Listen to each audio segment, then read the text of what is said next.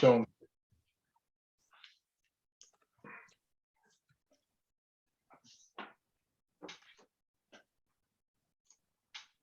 okay, 7 o'clock. We'll go ahead and get this meeting started. I'll call the meeting to order. This is the Board of Finance regular meeting on Wednesday, July 27th, 2022.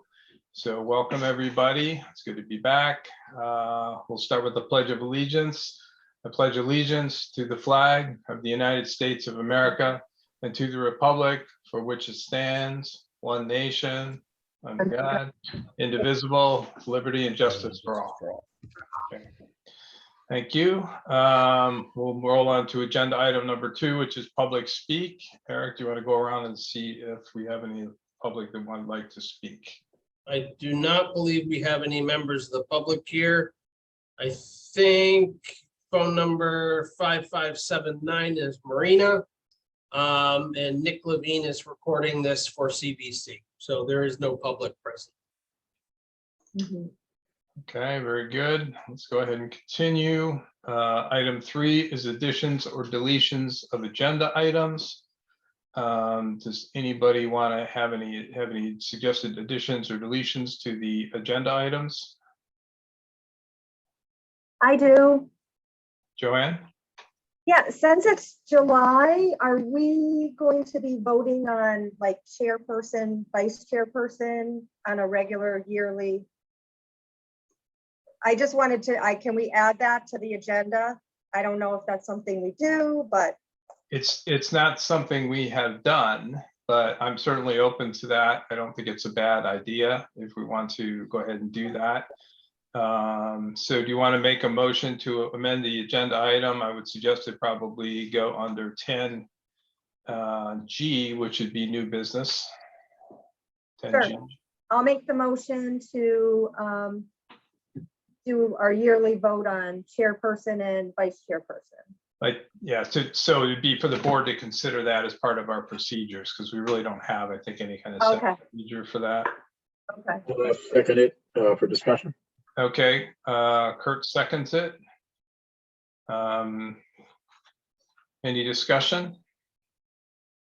I honestly don't remember how we've handled this in the past. I think by charter, all boards and commissions are supposed to do it every year or every other year.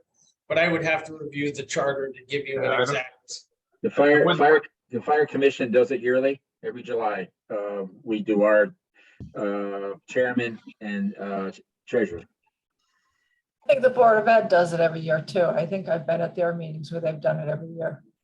It's a good practice to have, so I'm not opposed to it. Well, this, again, the motion is to add it to the agenda. Yep.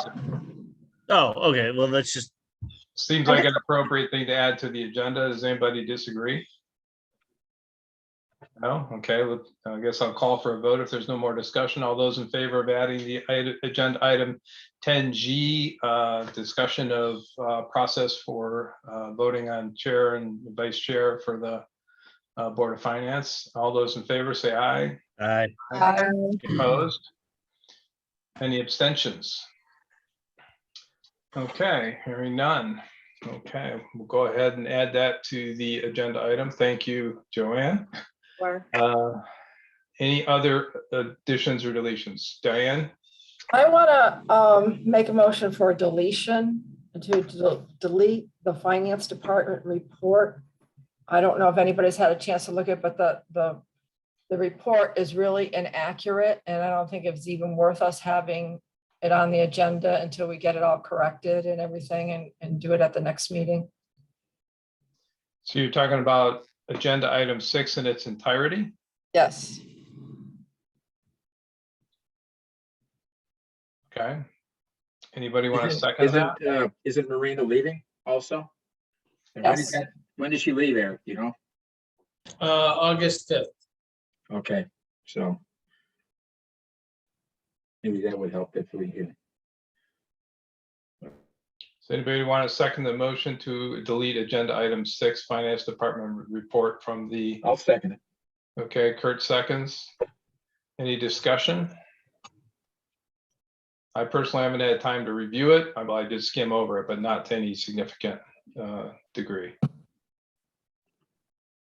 if we do agree and vote on deleting the report, are we still able to get some finance department news, about the transition or? I think that's, I know Kurt brought that up and that is a good point. If this is the last time we're gonna have her here at a meeting. I guess I was just, mine on this was not to spend time discussing the reports. I mean, we want to discuss something else. I'm fine with that. Yeah. I just think the reports need to Yeah. be fixed up a little bit.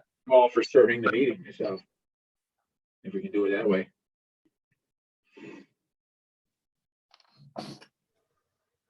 I can understand if the report isn't accurate, not discussing it in detail until it's correct.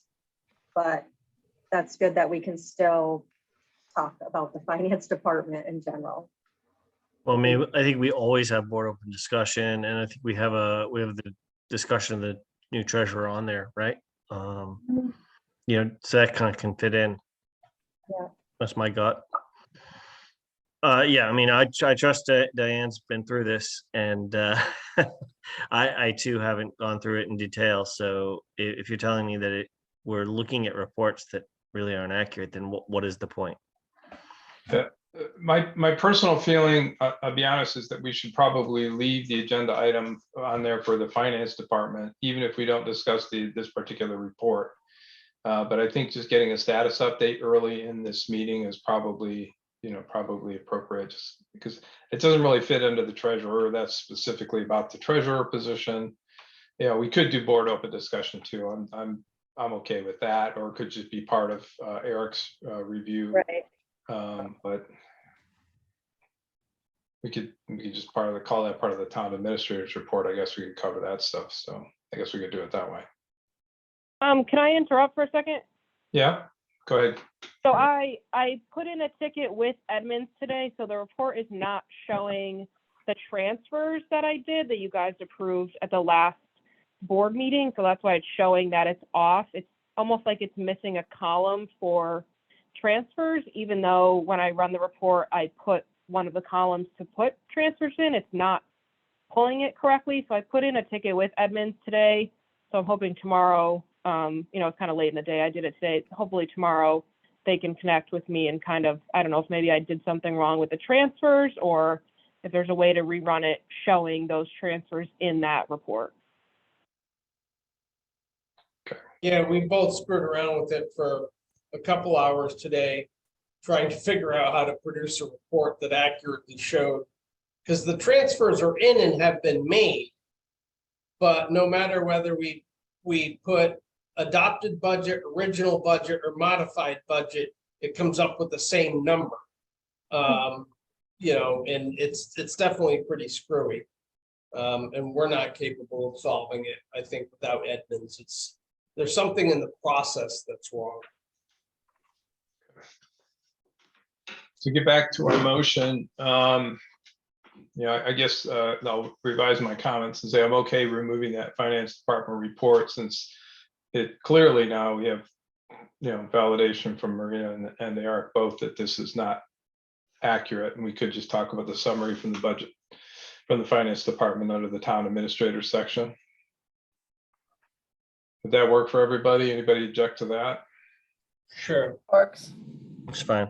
Okay, if there's no further discussion, we'll make a vote on Diane's motion to remove agenda item 6, finance department report. All those in favor say aye. Aye. Aye. Any opposed? Any abstentions? Okay, we'll go ahead and move on. Thank you, Diane. Any further additions or deletions of the agenda items? Okay, hearing none, we'll go ahead and move on to item number 4, which is the town administrator's report. Eric? Okay, I'm gonna share my screen here, assuming I can grab the right one. Okay, so hopefully you're looking at my administrator's report. I'm not gonna go through everything. I'm just gonna kind of hit on the highlights. As a number of you have talked about, as far as town hall operations, Marina has submitted a resignation effective August 5th. However, she's also indicated that she's willing to stay on part-time and would either even consider other options. So that would be something that, you know, as a board, both you and the Board of Selectmen, I'm sure will discuss. And whether you want to talk about it here, or whether you want to talk about later is kind of up to you. We did get our notification from Eversource that we were awarded the grant for the chargers. So that's really good news from my perspective. However, as a board, you remember that that was one of the things you had somewhat of an issue with in terms of purchasing policy. So both CIP and Board of Selectmen have agreed that that's a reasonable thing. You know, there's a solid reason for waiving our purchasing policy for that. So, but, you know, you as a board are gonna have to agree whether we do that or not. If you do agree, we can order the parts and we can have it installed this month. If not, we're gonna be kind of back to the drawing board a little bit. We were also looking at the potential for a second charger installation at the library. When I talked to them a little over a week ago, let me back up. The library board came back finally and said, yeah, the Board of Selectmen asked me to ask the library board whether that was something they wanted to consider. They came back to me about 10 days ago and said, yes. I reached out to the program administrator for the charger program and asked them flat out whether they had money left in that program. And his answer to me was, as of today, we do. We're sold out on the rapid charger, on the DC fast charger, and we're sold out on the home charger portion of the program. But the level 2, you know, charger that's available for municipalities, there is still, we are still taking applications and still funding. And then about last week, they called and asked specifically about our first grant award and wanted to know whether we were going to actually go through with it. And I quizzed them and said, does that mean, you know, you're trying to find out whether anybody's going to back out of previous arrangements because you've run out of money? And he basically said, he wasn't telling me that officially, but he was saying unofficially that we would not, if we submitted today, we would not get the charger grant for the library. So there is another grant program opening up September 15th that we can potentially fund that through. So that's kind of where we're going to be pushing that one. If we do that, we'll be doing it through the Volkswagen settlement money. That's a different grant funding source through the state. So good news, bad news on that one. Second thing, we did get the bill for the resident state trooper. We actually got it earlier this year than we have in the past. And the bill for the resident state trooper came in, I think Marina's got the exact number, but it was like $129,000. And we budgeted more like 175. So it came in a lot less than last year, which was a lot less than the year before. So, you know, we have to figure out why. I mean, it's a good thing because that's $50,000 we don't have to spend. But it's kind of annoying in that we can't get a firm estimate from the state on what our costs for that program are going to be, because they don't set their indirect rates until, so you can know roughly what your trooper makes in terms of salary, but what you don't know is what indirect rate they're gonna multiply his salary by and what other things they're gonna, you know, account for under the contract. So again, good news that it's cheaper, bad news that, you know, we're so bloody far off in our estimate. So that's that. We have finalized the contract with one of our two unions, with MEIU. That contract was signed basically a little over a year late. We have another contract that expired this July 1, but the union has not actually even met with their members yet and decided with a bargaining position. So until they do that and indicate that they're ready to talk about it, that's pretty much just sitting there. We do have a lot of projects going, and I'll talk about some of them a little bit later. Right now, as you know, we're in the middle of working on a steep grant application for the senior transportation, vehicle storage. I'm also actively working, been involved with both CROG and the state trying to get another grant program called TRIP, which is a grant for rural communities essentially to do roadwork projects. So that one has a potential of having a really high payoff for us. But we've got to get the state to agree to modify the program a little bit. So we've submitted comments to help do that. We also have stuff ongoing with the connectivity grant, the charger grant we talked about. And I think, did I mention at the last meeting that the federal local bridge program has been modified? So that's a huge deal to the town of Andover. The implication of that is that the state has agreed to pick up the town's portion of the cost for both the Bunker Hill Bridge and the Long Hill Road Bridge. So between the two of those, which are both in the federal local bridge program. So between those two, that's somewhere between $1 million and $1.2 million in total cost savings to the town to do those two bridges. So that's really huge. That was a little bit of good luck and a little bit of planning on our part. So that's that. You guys had a lot of questions for me earlier in the year about transfer station stickers and why we were, why we had not collected all the revenue, into like May of this year. And just to put it in perspective, prior to July 1 of this year, we sold 550 transfer station stickers. So those went on the books for the year that just closed. And then since July 1, between July 1 and July 22, we're now up to about 1,000 stickers issued.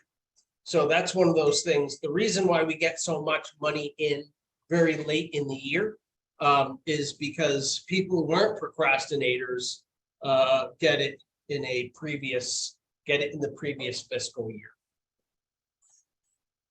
So related to the finance office, we sent all of you a copy of the draft audit,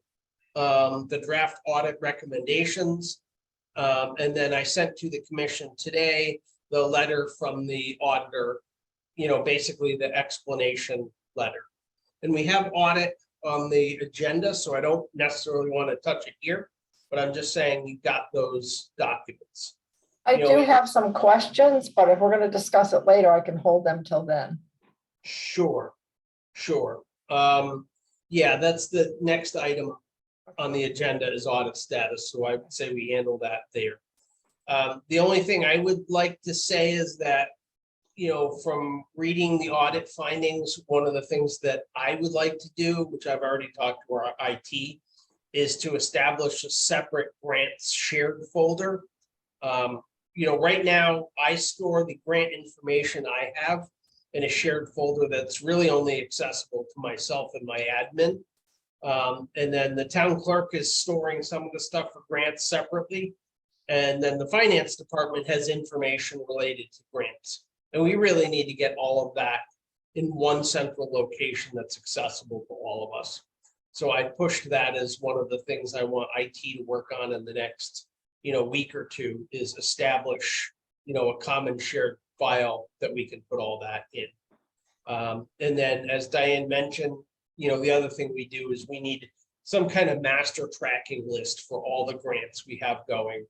you know, what the start date is, what the expected dates are, you know, conditions, amount of money, and whether it's a grant where we get the money up front or whether it's a grant that we get reimbursed for after we expend the money.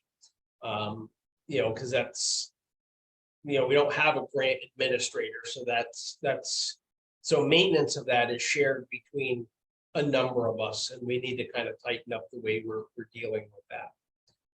The second thing is, I already spoke to Wally from the fire commissioners. We're gonna need a memorandum of understanding with the fire department for a yearly inventory. Because one of the things we got dinged on pretty significantly on the audit this year was the fact that we, up to this point, have never been including the inventory of fire equipment on our audit, on our inventory list at the top.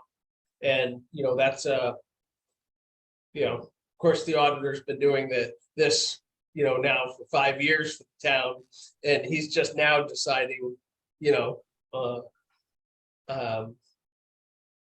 that we should be doing that, but, you know, now that we're aware of it, you know, we need to make that happen. Eric, if I may. Back when we purchased when the town purchased the supplemental insurance policy, we had to itemize every vehicle and everything on every vehicle, and what we had for, you know, on the shelf, in the gear locker, things like that, for the insurance, for coverage. And it's astronomical amount of equipment that the town has in our little department. So that list should not be hard to get. Can you get it for, I guess it's Smith Brothers Insurance handled our supplemental policy. They have that list. They have the inventory list of everything over there, including the facility. In their ideas, that the whole place was just to disintegrate and leave with all the trucks and everything on the shelf. So that's readily available to cut back on a lot of the work there. So because we got that when I was just finishing my tenure as chief, that was one of the items that I pushed for and we got. So that went to bid. So I'd go to the Smith Brothers in Glastonbury, and they should have the list. Right, but I mean, it needs to be updated every year, and we need to do the same thing we do with Public Works, which is go down there and at least for the major stuff count, make sure we got everything that we have on our list. And, you know, do a physical inventory. I will say it'll probably be an issue to get Wally or probably any one of us commissioners to go through what we have bought and haven't bought. Ronnie may want to take it on, but I think you're gonna have, you know, some issues with that. I'm just not sure. Okay. Yeah, I mean, I've discussed it with Wally. I mean, I think the important thing is that, you know, one of the things the auditor said to me is he thinks we should be accounting for everything that's more expensive than about $1,500 for a set. And I think that's low because, I mean, this is really capital assets. You know, and ultimately it's the Board of Finance's decision. It's not my decision what that threshold is. I mean, I think we should be looking at a higher threshold, you know, than that, or accounting for classes of equipment. Because like every set of turnout gear combined, one set is more than $1,500. Oh, you know, gosh, 1,500, that's just for the coat. I'm telling you right now, there's millions of dollars of inventory and apparatus and facilities next door. Millions. You know, just look at the apparatus in cost today. That's what I have to go by is cost today. Look at the inventory of hose and nozzles and you name it. Everything that we use over there to do what we do, it costs a lot of money. So I agree with you. You know, we gotta really perk it up a little bit because if we ever lose everything, that can happen. It just happened somewhere down south. I think they lost everything in the building. That'd be pretty expensive on the town. That's kind of my point. Understood. So as far as the building department, as most of you know by now, we have been live with online payments for all the land use agencies. That seems to be going smoothly, although I was a little irritated that for my zoning board of appeals, I actually had to use the town credit card to pay the town to apply for the permit. But that's neither here nor there. At least it got the money going in the right spot. The only thing we're continuing to keep out of Permit Link is the bond payments for driveways. Just because I think it's easier to track those separately. As far as the town engineer, I think that one of the things we should do, I've asked the Board of Finance to consider some changes to the purchasing policy. And one of the areas I think we're going to want to discuss is professional services. Now, we did an RFP solicitation for a town engineer. And we know who we're going to hire. We don't have a contract yet. But one of the things that contract is going to have to specify is at what level a project still has to go to RFP and what can I just go to the town engineer to get done. If I'm doing a design for a road or I'm doing a design for a bridge or something, what is the dollar threshold at which that I have to do an actual solicitation for the engineering work? So I think that's something that we as a board really need to come up with, that number, because that's going to impact what stuff we do automatically with them and what stuff we just prepare preliminary documents with them and then immediately go to RFP. I kind of think that's a whole, we should really sit down and spend an entire meeting discussing the purchasing policy and where we go as a policy and what the limit should be, if that makes sense. I'm just bringing up because this was one of the things, that we've identified as being an issue. The other thing is, and I don't know what the solution for it is at this point, but we have kind of a debris management problem in Andover. And that is, if you look at the rules for getting reimbursed, from FEMA, they're pretty crazy. And so far, myself and the Public Works Director haven't really spent the time to figure out how we can comply with all the regulations to get reimbursed with that. We've had a couple moderately sized storms in the last 3 years, but we've never made a FEMA claim for it. And the reason is you basically need somebody during the storm, a full-time employee documenting as you go, because the level of detail you're required to provide is huge. And it takes a lot of resources. So I think that's one of those things that we're trying to think through right now.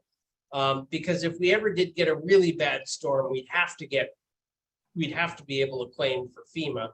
And we clearly can't do it now. We don't have the procedures in place. But it may require us hiring a firm, just to be on call to do that in case of, emergencies also. So I'm just letting you know that that's probably also going to be a future subject of discussion with the Board of Finance. We are done with the road shimming. The next thing up is Gorman. Contractors will be in to chip seal, hopefully at the end of middle to end of August. So that's coming up pretty quickly. We haven't scheduled tree work yet. The next big thing we're going to be doing is Gilead Road. Distinctive Tree Care has agreed to honor the pricing schedule that we established the last time we went out to RFP for tree work, which is now 2 years ago. So that's really good thing, because they agreed not to put a price increase in this year. And the second thing is Eversource has agreed to partner with us and, share part of the project cost for doing the work. We still haven't worked out exactly how much they're willing to contribute to it, but we're hoping that, sometime in August, we get rolling on that. So that's on the schedule. Probably looking at it objectively, by the time we did all of Gilead Road and maybe a little bit of a cone, we will have spent our entire town allotment, plus whatever Eversource is willing to contribute. Because there's just a ton of dead trees on that section. So that's going to need a lot. We are still keeping some money back to do, singles, problem trees that we identify. We typically do singles, by collecting a whole bunch. And once we have a whole group of them that we know we need to do, we do it with tenant tree service. They seem to have about the best, for small, groups, and we hire them by the day. So that's kind of how we're addressing that. We talked about the federal local bridge program, the news that the Investment and Jobs Act is now, willing to pay for the town's portion. So the town's no longer paying 20% of the cost of replacing both those bridges. And we did get the Long Hill Bridge in the program, and we beat the big rush. So that was really good. So we stand a chance of keeping that on track. Because now, as soon as the other towns realized that it was essentially free, everybody that's got a failing bridge is putting all their failing bridges into the program. So we fortunately got it before the program ran out of money. So that's good on our part. Small bridges and culverts, that's obviously going to be, our focus with the engineering firm. We're picking an engineering firm basically in large part, and a person at that organization that kind of specializes in that, because that's what we know we need kind of the most work on. So STEEP grant is ongoing. It is due April 15th, so we're still running on a fairly tight deadline. I did submit an 824 referral to the Planning and Zoning Commission, because that's one of the statutory requirements. And at the July 18th meeting, they approved it. So I put it in June, went to the June meeting, discussed it. They postponed a decision for a month, and they made the decision July 18th. So we have a positive referral from Planning and Zoning Commission, which is good. We have the asbestos and lead sampling report back. We have estimates from multiple demolition contractors. We have estimates from multiple abatement contractors. So we know what our costs are there. We have a firm cost estimate for the materials for the shell. The survey is complete. I've got a copy of the survey. We had the preliminary survey done in time to apply for the Zoning Board of Appeals. So we did that, and we were granted a variance for front and side yard setbacks, as well as a use variance for the structure. So we're still waiting on final engineering design for the foundation. We've met with the Krog Easy IQC vendor, which is Millennium Builders, and discussed the design of that. We still have to get the final engineering design before we can get a firm cost estimate from Millennium Builders. And at the next Board of Selectmen meeting, we're going to need a formal resolution from the Board of Selectmen to do the project. But the good news is that it looks like by August 15th, we will have a fully cost estimated project that we can execute. As we know, the Board of Finance was not happy with me doing the survey without competitively bidding it. But we queried both the CIP and the Board of Selectmen, and both of those organizations motioned to agree to a waiver if the Board of Finance does. So that's where that is. And if you agree to the waiver, I will refund myself the difference in cost that I paid into that. Want to do a motion for that now? Mark? Sure, you can do a motion for that now or later, or whenever you so desire. It is on the agenda under new business. Oh, it is? Okay, we can wait till then, if it's there. Okay. Yeah.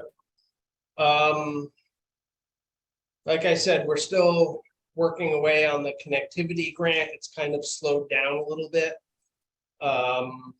We're still waiting on the contractor to install the timber rail fence that's holding up a bunch of other things, which is kind of annoying, but we did manage to get around our problem with having the correct amount of funding for the minority set aside. I've gone back to the state DEP because we do have some extra money for that project. And what I would like to do is I would like to do some lighting in the parking lot there at Center Street, because I think that's, that's because it's a public enough area just to keep people from parking there at night. I want some minimal lighting there. And I want to see if there's anything else. So we did fill out, Marina and I went through the paperwork required for OPM for applying for our next allotment of American Rescue Act funding. So it's still looking like the second allotment is going to be the same as the first. They have not cut it back at all, so it looks like we'll still be getting the full $478,000 for that, which would be awesome since that's forecast for paying for the community center / senior center. Recently in the town hall, we have installed a water bottle filler / new drinking fountain because the old one was getting pretty sketchy. Those are the kind of major issues there. And other than that, that's it for my report, unless you have specific questions for me. Eric, I have a couple of comments that I'd like to revert back to the resident trooper. First off, take the 50,000 and run with it if you have it in writing that they're that much lower for the contract. Yeah, we have the bill, so. Sign it right away and get that going. Yep. I may have mentioned before that Trooper Nessie had a new job in Middletown, was leaving, but he has since informed me that he's not leaving. He likes it here and he wants to stay on as our resident trooper. So that was good news. He's a really good guy. He spends a lot of time, especially at the school, with the kids and stuff. And you always see him around town. I always see him. So I just want to make that known. And I'd like to congratulate you personally for the amount of grant money that you have brought to this town since you took over your office, or since you took that office over. Going back years and years and administrations all prior to this, that was never done. As those of us that have been here so long have known. You looks like you're looking for every penny you can get, and that's what needs to happen. We've written grants next door specifically for the firehouse, things like that, and gotten them. They don't usually turn them down, but we would like to congratulate you on what you've done so far. So that's it. Well done.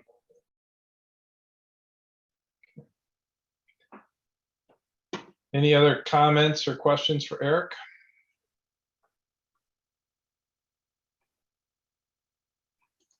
Okay, thank you, Eric. We will move on to item 5, which is the audit status.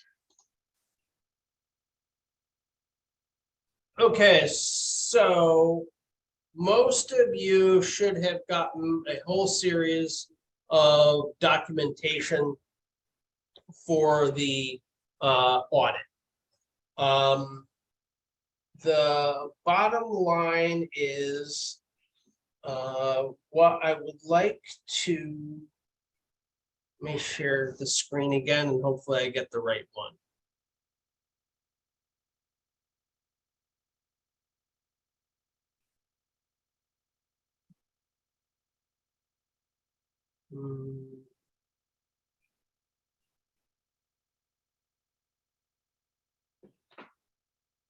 Okay, Do you want to lead with the OPM stuff about the letter from the OPM? yeah, we can do that. It doesn't matter to me. You take it, but it's just, Yeah, no. so the thing I wanted to show is kind of what the bottom line is. You know, we've been talking quite a bit Let about, me ask one question before we go in. This letter that you have up here, this management representation letter, did we sign something like this last year yeah, we sign one of these every year. with all these conditions in it? I mean, this is the first time I'm seeing it, so Yeah, I think that's been pretty typical. I know Yeah, it's I mean, pretty typical, but there's a lot of teeth in this one.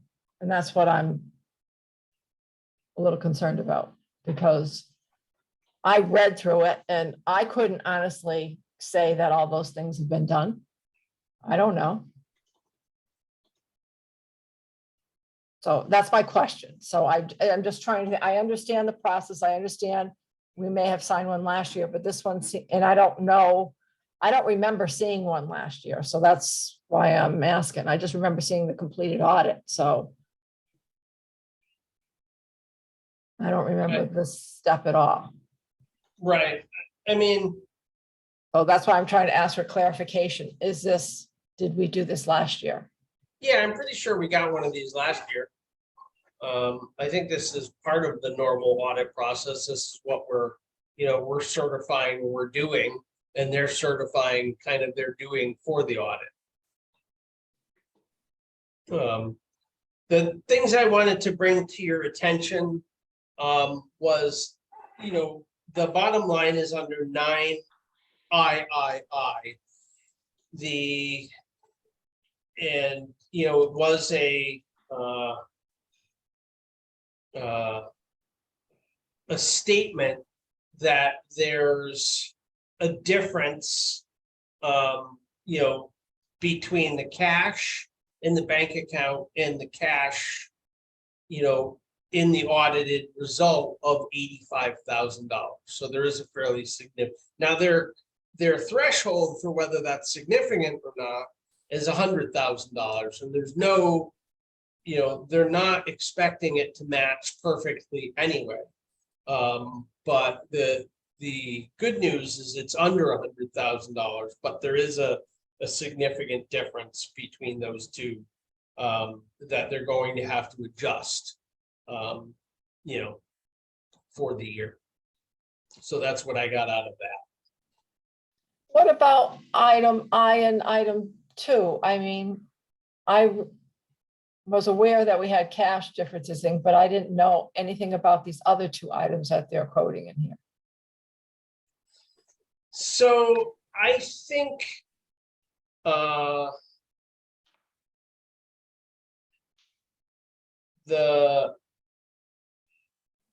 2 is what I think 2 is that the school, when their reconciliation, they had the costs for information technology, accounted for in the wrong, in the general education fund, not in. Basically, they had the cost basis for their IT in their general education fund when it wasn't supposed to be there. That's what I think that is. I talked to Michael about that months ago, but I don't really, it was a long time ago and I don't remember the exact details. I'm only questioning it because at the last Board of Ed meeting, there was an exchange of information about moving IT, technology, professional services around in the budget in order to qualify for a grant. So if we did something last year that we shouldn't have done, and we're doing it again this year, and I don't quite know if it's the same thing or not, but it's just coincidentally, it's the same kind of consulting services that they were Right. talking about. So I Right. guess so that's something that we probably have to take up with the auditor to get a little bit more complete explanation. Right. Okay,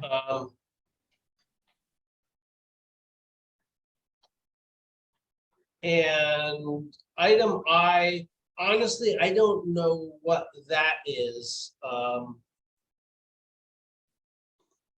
Why the payroll was incorrect. I mean, I think if I were to guess, it's the fact it's probably got something to do with either one of the balloon payments for the school. Because $34,000, at least on the town's level, is certainly more than a month of, should be more than a month, close to a month of our payroll. And we should have had it at most one payroll paid after paid out after the June 30th close and accounted for after June 30th. So that honestly, I don't understand. That's got to be a question for the auditor. Anybody else have any other questions about the letter? And then we'll go on to the report from the auditor, or not the auditor, from the state.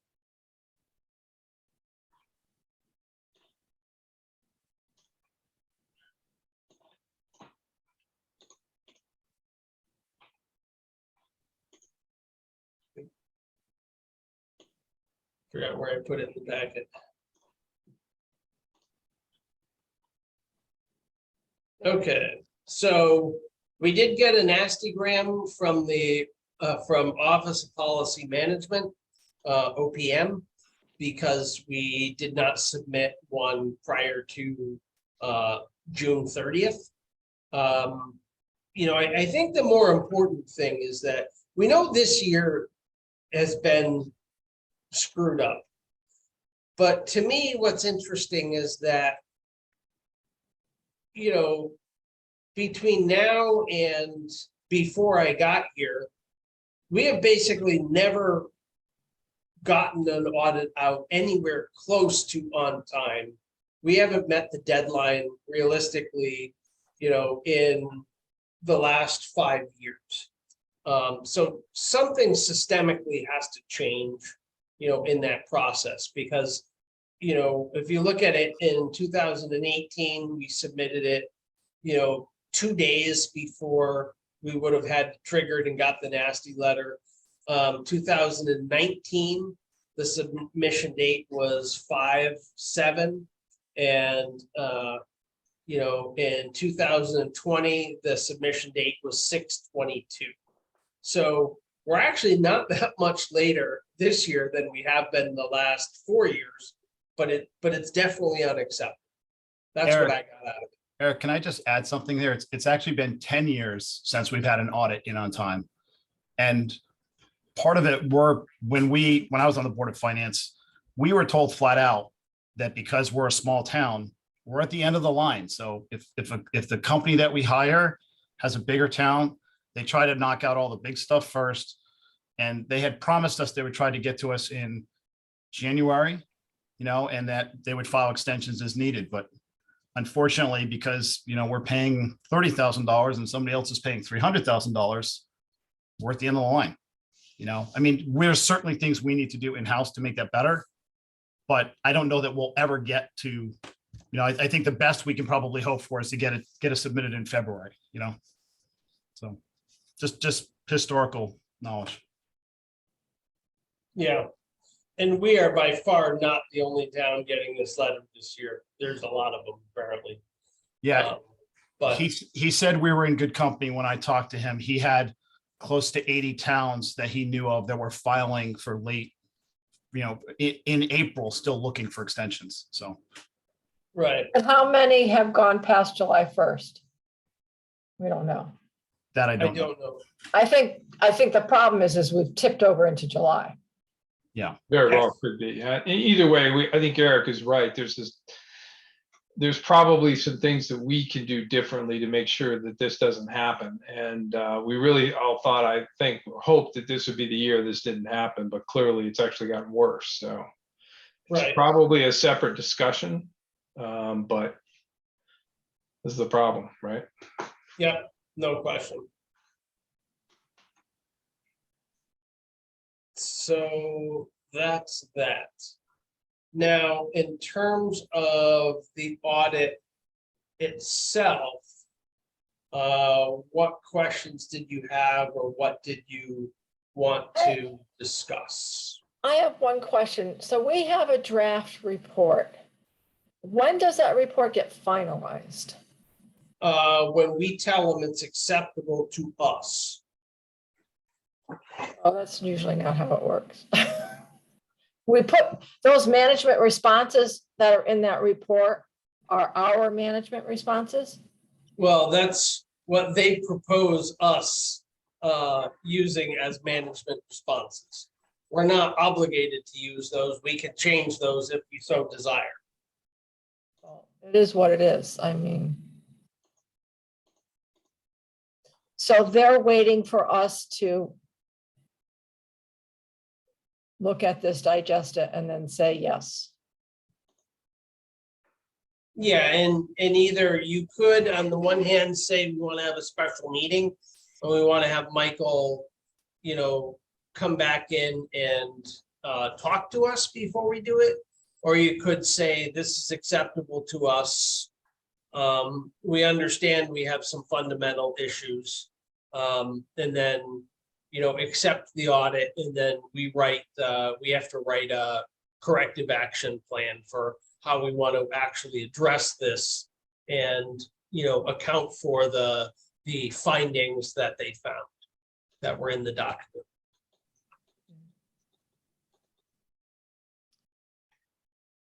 From my point of view, and only because did this in previous jobs and things like that, audit compliance, things like that, I have a lot of questions. Sure. Questions that are really me needing to understand exactly what he found and, some kind of general conversation. I don't know if it's something that has to involve the whole board or if the whole, I know we'll get a presentation when the report is finalized from him, but I have more questions like, how come, we didn't find these things? What is the root, what his opinion of root cause is, I guess, is what I was kind of wanted to drag out from him. Because the report doesn't really tell us a lot of detail on that. Correct. And I do think doing a wrap up with them is very helpful. Or would be very helpful. So for me, it's a need to know to be able to understand this a little bit better. And, I'm more than happy to have a phone conversation with the guy. Or, I don't know if if everybody has that level of detail of questions that they want to hear it all, or if they just want to get the overview. I kind of want to have like a dialogue with him. So that's kind of where I'm sitting. How long historically does it take, like I said, this is my first full year on, and I know we started my first year last year at this time, kind of with the same conversation, questioning the audit and problems. And how long historically, Eric or Diane or Mark or anyone, till you do get back to the auditor and say, okay, we understand, we certify it or whatever? Do you have a good month to digest it, come up with questions? Because they've been working on it for a year, so they know every part. But for me, looking at, I want to take some time and look at it and see if I have questions. I know I'm not the primary person at all, but how long historically I think typically in the past, and so you guys have been on longer than I have, but I remember getting this a few weeks before the meeting. They would do a presentation at the meeting that we followed up, and we'd review it, and we'd review the findings, we'd ask questions. And then generally, I guess, say, okay, we're good with it, because, so we'd have that opportunity typically, late spring, middle of spring, and it's varied. I'm not sure how much we got really last year, but is that about right, you guys? I think last year, and I don't think I was at the meeting. I think last July is when we got the final report and we had that presentation. Last year was different, I think it was. It's usually about a month, but in the past, prior to getting the presentation, our treasurer usually had a reply and a plan written out as to how to address the audit findings. That was also presented as part of it. So. Well, Right. I think our corrective action plan this year has to be much more robust than it's ever been. So I think some effort has to come into that.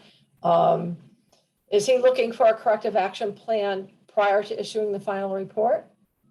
No, the corrective action plan comes out after we submit the final report. But we don't have a ton of time we can't sit on it for 6 months, but you have a month or two to put out a corrective action plan.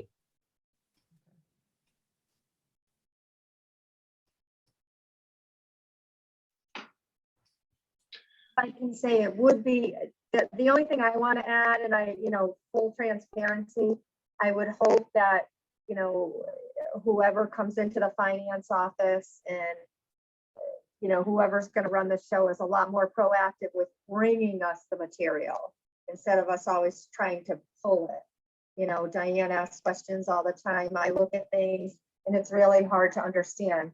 And it's not a criticism of Marina, who's on the meeting right now. I just would expect a leader in that kind of capacity to be really proactive.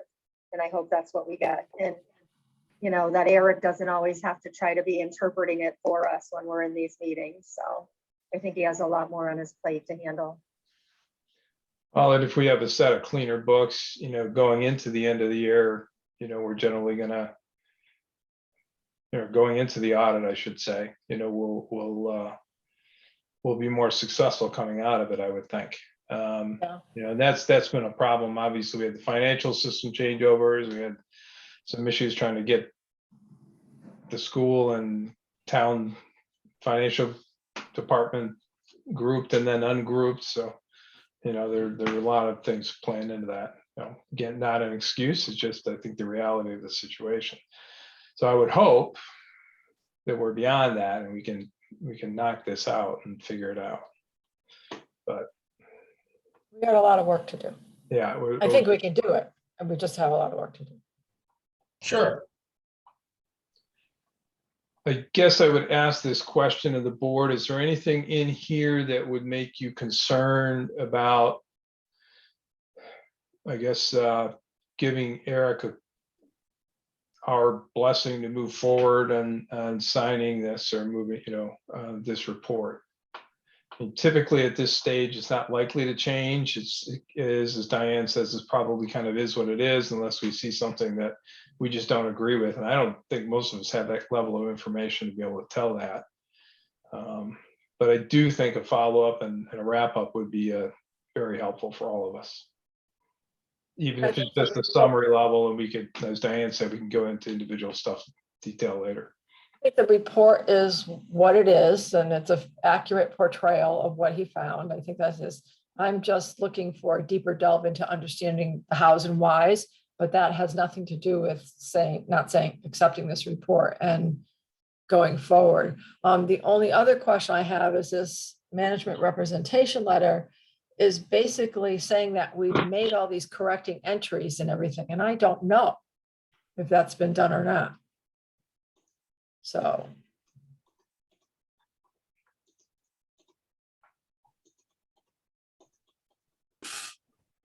I just found that letter to have a little bit more teeth to it. About putting all the accountability on the town. We're saying, yes, we're perfect. We did everything wonderful. And we know that's not true. So that's all.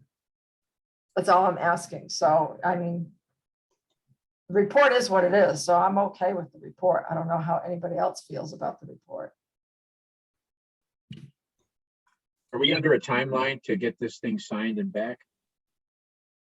We're already getting threatened by OPM a little bit, so, Oh, that was part of it, huh?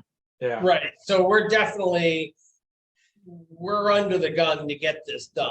I mean, No, they won't issue that final report until we sign that letter saying, here's our firstborn children. Yes, we did everything wonderful and, you know, we'll never do it Right. again. I guess we'll see. And then once we sign it, like you said, or whatever, then he comes to our meeting like he did last year presenting. And then we can, yes, all I'm concerned with is having enough time to digest it so that when he's here this year, if I have questions, which I will, or procedures, or, you know, that I can ask those questions. So if that doesn't preclude me from really reading everything we were sent. Because he yeah, won't come to the meeting until he issues a final report, correct? That's- right. So there's time. So that was At my least only. concern. he hasn't in the past. We've always wrapped it up after. You know, but to be perfectly honest, up to this year, I haven't been the primary guy dealing with the auditor. It's always been the treasurer or the finance, you know, person.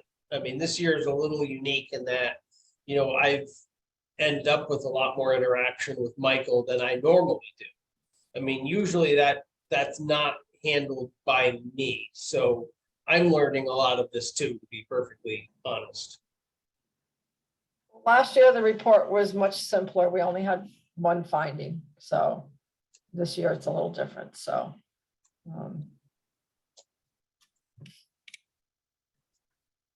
And truthfully, Eric, let's put it out there. It shouldn't have to be you. I mean, I don't mind saying it. We should have had a finance director that was handling this and reporting back to you.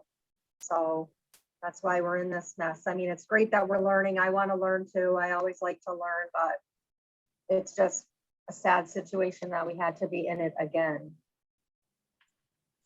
Understood.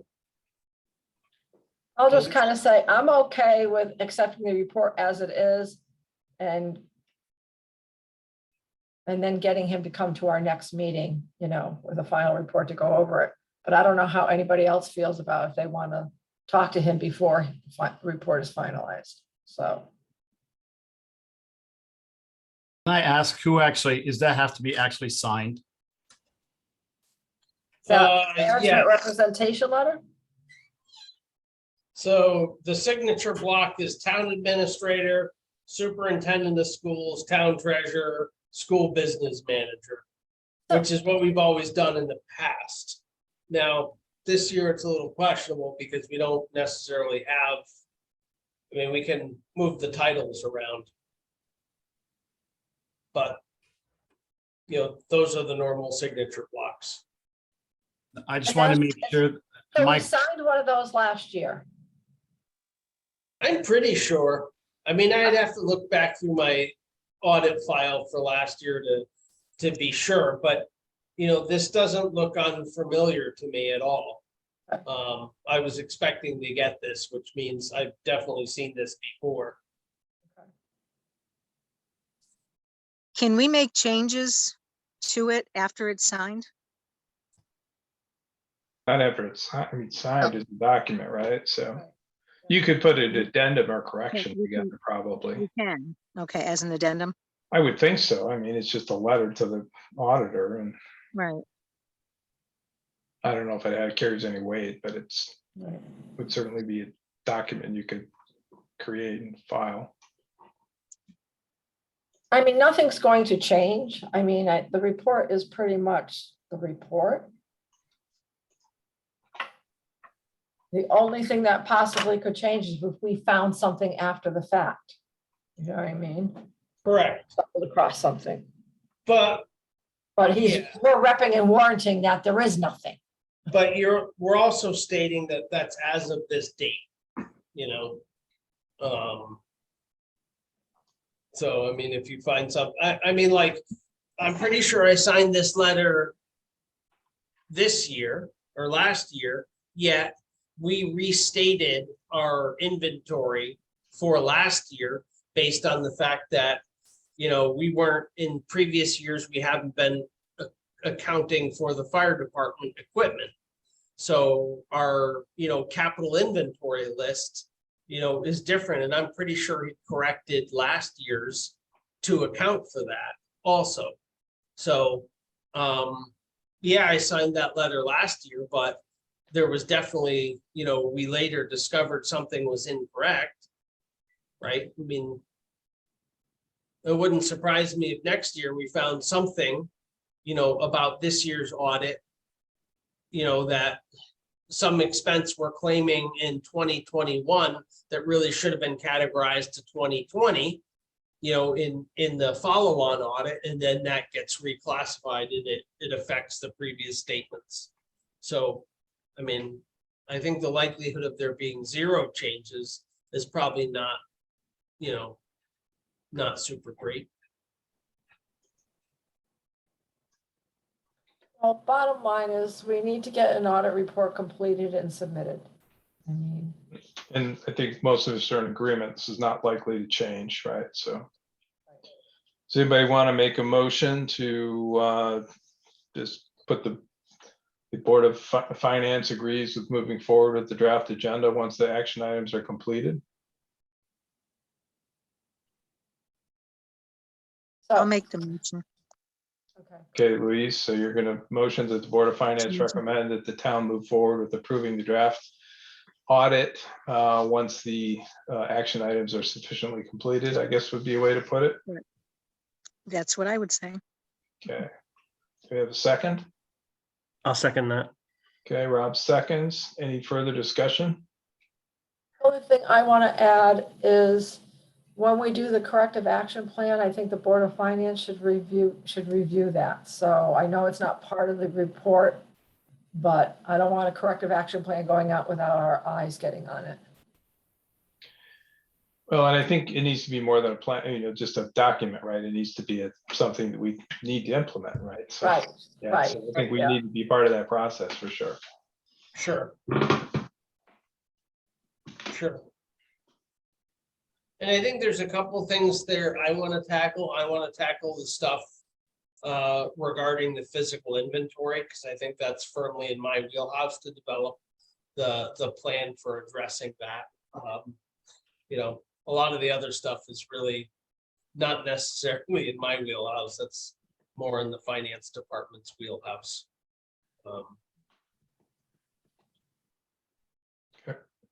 Any further discussion on the motion? Okay, hearing none, I'll call for a vote. All those in favor say aye. Aye. Any opposed? Any abstentions? Okay, the motion passes. Thank you. Okay, further questions or discussion about the audit status? Can I just ask, Yep. looking forward,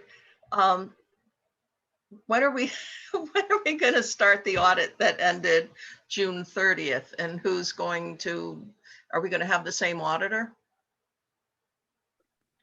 Say we don't know yet. I'm telling you, we can't even start an audit yet because we need to rebalance all the checking accounts for this last fiscal year based off of this audit.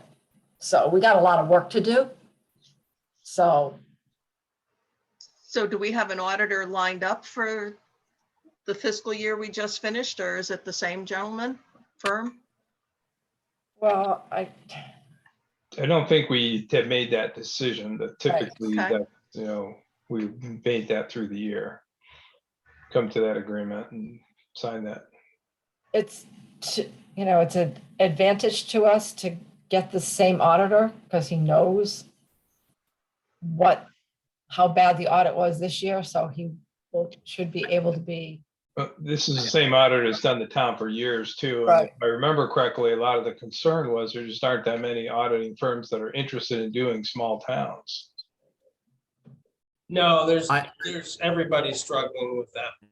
No question. I would make the suggestion that we not approach him about a contract until we've hired a treasurer, because that may weigh in his decision as to whether or not he hooks onto us. That was kind of an issue in the past. Yeah, fair Can I ask one other favor? Stephen Fuss was. Yeah, I'm gonna bring that up, Eric. Yeah, or Adrian, sorry. Yeah, just because I don't think, unless, I don't know if he got a copy of this draft report or any of that, so he was nominated to be the liaison, so I just want to make sure he's getting looped in. Yeah, so I guess, so Linda, do we answer your question? Yeah. Okay. So we're gonna, not Yeah, yet, it'll but be we're part gonna of move. it's an ongoing thing. There's no Right. agreement signed. Yeah. Right. So Adrian brought it up, and I was going to bring this up before we left this agenda topic, but I forwarded you all a letter that I got from Jerry Cremay, and I apologize for not sending it sooner. It's nothing really controversial, I don't think. But basically, what the letter stated was that he's formally requesting to have a member of the Board of Ed as a full participant in the audit process, and it'll help keep the Board of Ed abreast of any financial concerns as they pertain to the school Board of Ed matters. So they've been kind of receiving secondhand information and not complete. And so they asked that Steve Fuss be invited to this process, I guess. So I don't know how that kind of works from a day-to-day standpoint. I mean, I would think the school finance director kind of would take the lead on that, and it should be open to anybody, I think, that would need to be involved in it. But so I think we relayed that. I'm certainly absolutely fine with that. I have no problem with it. It makes sense if the Board of Ed feels like they're not getting up-to-date and adequate information. Anybody have any other comments on that? So we're just talking about, and I have no problem with sharing information, so they're informed, but they cannot be part of the audit process because they're being audited. So we're the independent side. Do you know what I mean? So there still has to be some segregation. Yeah, well, they can't change the audit results, Right. but just the same way that that Sherry would respond to a question from the auditor, certainly the Board of Ed could be part of that discussion, or if the town treasurer needed to respond to something, we would certainly, it would make sense to have, if it was a significant item in particular, we should be apprised of it. And I'm guessing, and Adrian, I'll let you speak as a member of the Board of Ed, but I'm guessing that that's kind of what we're trying to achieve here. Yeah, I mean, I think they're just looking for maybe a little more articulation, having someone directly in the process. Sherry's been relaying information, but I think she had missed a couple of those audit meetings for whatever reason. I think at one point she was on vacation and then she was sick. So I think at that point, it was the idea was that maybe there was someone else as a backup to be at those meetings. Yeah. At this point, I think that we have a liaison for facilities. We have a liaison for some other things. This is something that would like. So I just want to make sure we can try to loop in Steve, whether it's like that draft audit report, so he can, have a look at it. And if we're having a meeting that's appropriate for him to be there, if he can be included, that's all. Yeah. I mean, Eric and Sherry, I think, would have to, in particular, Sherry would probably have to monitor that and convey that schedule, because I don't think any of the other Board of Finance members are really aware of it. We don't participate in it actively. Okay. Joanne, you had a question? I or just comment? want to say, because I am someone that works for the Board of Ed too, it's just troubling. It should have never been a problem because there was a person that was hired during this tenure. I'm sorry that they, so we have to publicly state that they weren't apprised of what they should have been apprised by the person that was in the perfect position to do it, who was going to be working with the town and the Board of Ed. And, I'm sorry if someone was on vacation or didn't make a meeting or something like that, then it's, that should be part of our procedure going forward, that they really have to get themselves up to speed with things that are going on in their job. I know I have to do it in my job. We all do.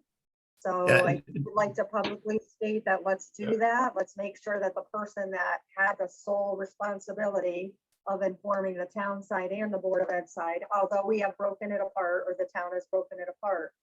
You know, it's a shame. And that's why they weren't getting the information they needed. They had the perfect person right there. Yeah, I can't speak to that. I'm not authorized to speak to that. I just wanted, I heard this discussion going on and realized that Stephen wasn't on. And so I just wanted to make sure he was getting looped in, that's all. Yeah. We got a letter from Jerry and, yeah, I sent it out to the Board of Finance members and wanted to, you know, so we were gonna talk about it here. And I don't see that anyone would have a problem with that. I mean, but any other Board of Finance members have any concerns over that? I don't think we need to vote or anything. This is not really our process. No, I'll speak for myself. I felt a little bit out of the loop of this audit process. It took a long time and we got a lot of generic, everything's going fine and everything. And, you know, and then everything kind of blew up at the end. So we didn't even have a lot of good information coming to us. So we just got to improve our communication. And I think that'll fix that. Other comments? Now, if we could just make sure that Steve gets a copy of the draft report, that would be awesome. Yeah, I sent Steve a copy of the FY21 single audit report and the FY financial statements. Thank you. Then- The only thing I haven't sent him is I haven't sent him the management rep letter because I just got that. Make sure he sees that because the school will be signing that. Yeah, it's So important. I will send that to him also. Okay. Other discussion over the audit process or the audit status? Okay, thank you, everybody. Hearing none, we'll move on to the next agenda item. We struck agenda item 6 from the agenda. We will move to agenda item 7, which is budget transfers. And 7A is budget transfers, supplemental appropriations.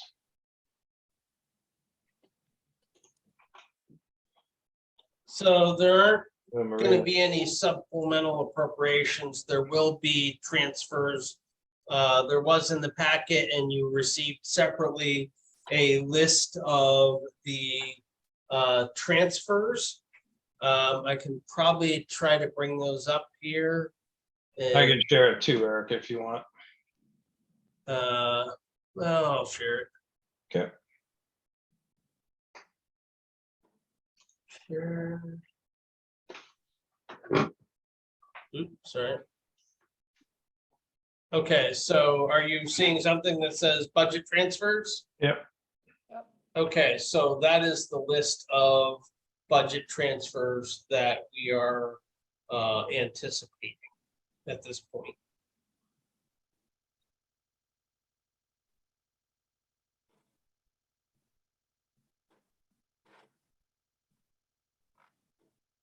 it's just a cleanup of the last few ones that we have to do.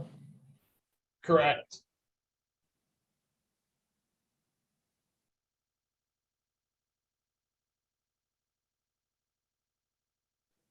$1,058.68. So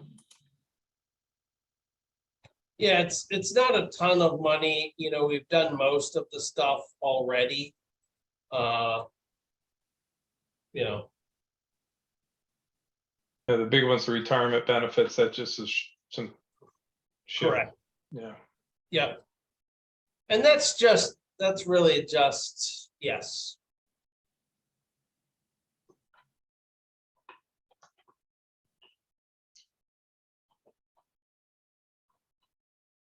I don't have any questions. I'm good. Yeah, same here. Any other questions or discussion? Yeah, I had one for Eric, under the CERT, salaries, training, vehicle maintenance. Is that the entire CERT program along with Hebron and maybe Marlboro plus us, or is that just Andover? So the town of Andover allocates $1,000 a year for CERT vehicle maintenance. Yep. they spent the majority of that right at the beginning of the year, because basically they didn't do their end of year maintenance last year. So they blew through the majority of their budget almost at the beginning of this last year. So, Okay, just wanted. yeah, but they had 100 something unspent from that. Yeah. Other questions for Eric? Or Marina on this? Anybody like to make a motion to approve the budget transfers? I'll make a motion to approve the budget transfers in front of us. Okay, Kurt motions to approve the budget transfers in the file. Joanne seconds. Any further discussion? Okay, hearing none, we'll take a vote. All those in favor say aye. Aye. Aye. Any opposed? Any abstentions? Okay, hearing none, the motion passes. Thank you, everybody. Agenda item 7B is over expenditure requests. Eric, anything there? Nope. I don't think so, right? Yeah, said that. Okay, we'll move on to agenda item 8, old business. There's nothing actually listed under there. And then we have agenda item 9. Maybe this numbering got messed up. Maybe that was supposed to be 8. Discuss and act upon the following budget transfers.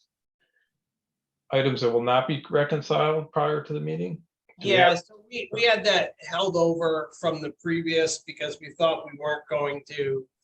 We haven't reconciled, we haven't taken out the expense for the resident state trooper. I don't think that journal entry, well, the check hasn't been cut. So there are some things that still haven't been addressed as part of this, but they're not things that require transfers. They're Transfers. just things that haven't been finally paid yet. We do have the bill, so we should pay that in the next couple of days.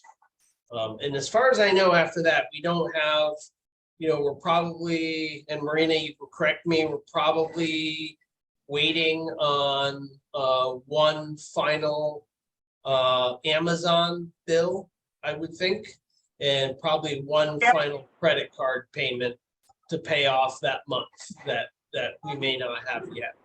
And But we'll have the everything final should- payment to the auditor. What? We have the final payment to the auditor. That's And gotta final go. payment to the auditor. Yeah, I just got the last credit card bill this week, so I can take care of that and the trooper bill as well.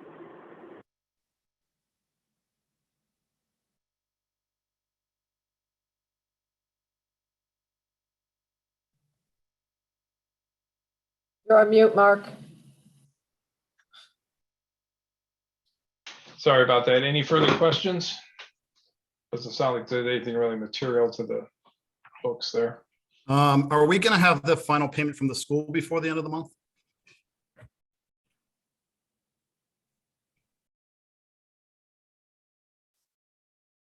Do we know, Marina?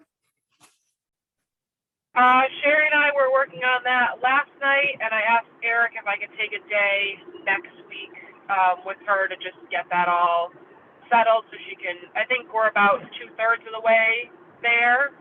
We're just trying to figure out one final piece, and then she should be good to cut the check. What's the total amount that's coming back to us? I know one chunk is the big payroll, which I think is 300 and something thousand. The hot lunch portion for payroll is another 30 something thousand, and then some grant accounts payable checks, I think is another 33,000, I want to say. Because right now we're off like 550,000. I just want to make sure that there's nothing that's not accounted for. We can talk about it Right. tomorrow. I mean, Okay, sounds good. exact numbers. Okay, further comments on this agenda item? Okay, hearing none, we'll move on to new business. 10B is interview panel for the new treasurer. So Eric, you've got some bullet points here. So what I really wanted to do is discuss with you potential dates. When, because I know Diane wanted to be part of it. Board of Finance had said Diane and Louise would be the representatives. I'll be there and Adrian is there. So all of us are on this call. So if we did interviews either late next week or the following week, what days and times is everybody available to do interviews? We do have 5 candidates that will potentially interview. I will make myself available whenever. So, Thursday, Friday of next week, and any day the following week. I cannot do Monday through Wednesday, unfortunately. So you could do August 4th and 5th, Yep. And And then any day the following week is fine. and then potentially 8, 9, 10, 11, 12. Yep. Diane, do you have any conflicts on those dates? nope. Just mowing the lawn, weeding, watering the garden. Okay. Sorry about that. Okay, and Louise, what are your conflicts? Do you have anything on those dates? I'm good except for August 8th and 9th. I'm going to be doing the 9th. I'm going to be helping with the polls. So other than that, other those 2 days, I'm available. Oh, yeah, we wouldn't want to be doing it. Oh, that's right. When are elections? The 8th. Yeah. Okay, so we wouldn't want to do it the 8th either. So we're probably looking at either the 4th, the 5th, or the 10th. Probably plan on 5 hours total. Obviously, sooner is better than later at this point, so. Actually, it's the 9th. Primary's on the 9th. Okay, It's Tuesday. Yeah, the ninth Tuesday. Tuesday. That's right. so then we would be looking at 4th, 5th, or the 8th. Right. Of those Thursday, Friday, and the following Monday, what are all your preferred? When do you want to do it? I mean, we'll have to see with candidates, but and what times do you want to do with it? Obviously, I can do any time during that period. Do you have specific times, mornings, evenings, afternoons? No, I mean, I'll be available when we need to get this done. Okay. In the So, morning and do it all in a day. Marathon. okay, Depends how- Well, I mean, or, yeah, I mean, or we, if a candidate has a conflict, just, try to put them on the next day like you've been doing. okay, so I would plan then probably on the morning of August 5th would be my preference. Pending, and then if August 5th, you want to start at 9 a.m.? And then any candidates. That's fine, Eric, but I think a couple of the people looks like they were still employed. So Right. Maybe so- start with the employed people. And if they can't do that day, then push them, we're gonna have to push them later, maybe start later in the evening or something. And do, Well, what I was gonna do a suggest couple of is, those in the evening. yeah, I was gonna suggest, morning on August 5th, and if they can't do that, then plan on, we can't do evening on the 8th, because that's Board of Selectmen meeting. Well, I mean, we just can't go past 7, right? So, True. As so if somebody can do 5 or 6. Well, You should somebody get can do with the 5 or 6, then we'll do that. Yeah. Okay. Luis, is that okay with you? Luis, is that okay with you? Yeah, on the 5th. Well, if we need to do like an evening, like say the 8th, if we need to do, because some of the candidates are employed, if we need Oh, to on do the like a, 8th. Yeah, yeah, Yeah. the evening on the 8th is Okay. fine. okay. I thought elections were the 8th, though. Am I No, incorrect? The no. 9th. Okay, No, it's, the poll training is on the 8th. got it. Okay. All right, no problem. Okay, I will endeavor to set that up. I will reach out to all the candidates tomorrow and try to line that up. Other discussion or questions? Question, is this treasurer gonna be full-time position? And be paid for decently for a full-time position? I'll put it right out there. Right now, it's budgeted as part-time.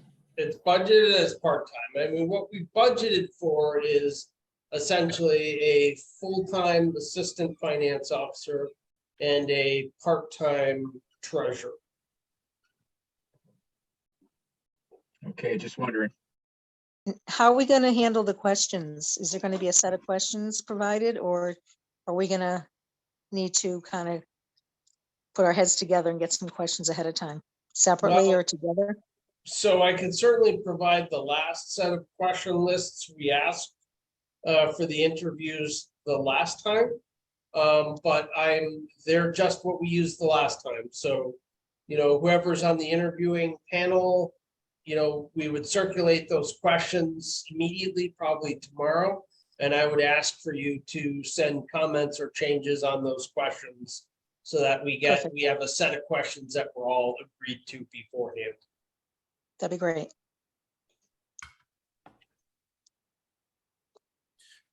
I mean, I'll be honest with you, I think we want to try to dig in a little more than we have in the past.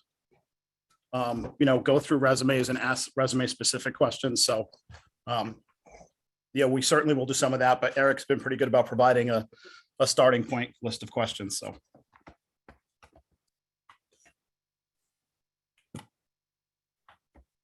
Okay, other questions or comments?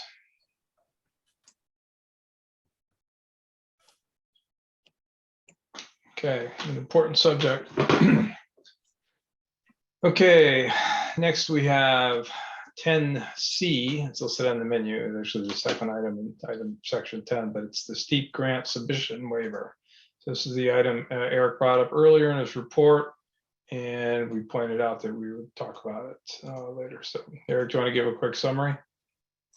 So basically what happened is that we were over the threshold at which we should have sent something out to competitive bidding, but we flat out didn't have the time to do. So as kind of a compromise to get the board to agree to letting me do it, I basically wrote a check for the difference between the $5,000 threshold and what we actually cost, because we needed it. Because we needed that information time critically to go to the zoning board of appeals. So I did it knowing I might not get the money back, but I would certainly prefer to get the money back. The Board of Finance had asked that the CIP and Board of Selectmen concur with the decision to waive. Prior to the Board of Finance authorizing it. So both those boards have met and at their regularly scheduled meeting and concurred that it was reasonable in this case to waive that requirement. So now it's in your hands. Okay, thank you. Any questions or comments from the board? Obviously I was part of the CIP that approved that, so I'm not going to change my position now. I know there's some concern that, every time we deviate from policy, if we keep making exceptions, why have the policy? But in this specific instance, at least I was convinced that it was reasonable and necessary. I second that also, and I was on a CIP also when we did it. Is a motion in order, Mark? Absolutely. Yeah. I made when it was made the motion at the CIP, I'll make the motion here with us that we reimburse Eric Anderson the funds that he took out of himself. for that purpose. I'm not sure exactly what it's gonna come out of, but I do make that motion. But aren't we making a motion to approve a waiver to the purchasing policy? Right, we need to include that too. Okay. Okay. Maybe it's a two-part motion. I can do that.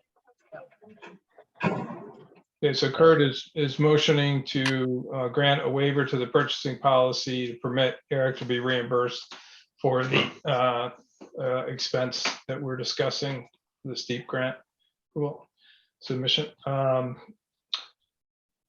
second that. Okay, the next question. Thank you, Louise. Any further discussion? I think he got his butt chewed and he'd never do it again unless he, you know, absolutely has to put up his house or something. But he got his butt chewed pretty good, and I don't think he'll do that much often again. Well, the reality is that if we had abided by the policy, we would not have ZBA approval right now, and we would not have a shovel-ready project. So the reality is the policy as written, you know, given the tight timelines for grants and the fact that we don't ever know when these grants are gonna drop early enough to be able to prep for them, you know, I am guaranteeing that we're gonna run into this problem again. You know, unless we adjust the policy to be more flexible in some cases. So, I mean, I really do think. Revise that policy to make it That- work for today's environment. So, Correct. I think we, in some cases, ought to be thinking about adjusting the dollar amount thresholds. And I think we ought to be specifically putting in, you know, some flexibility.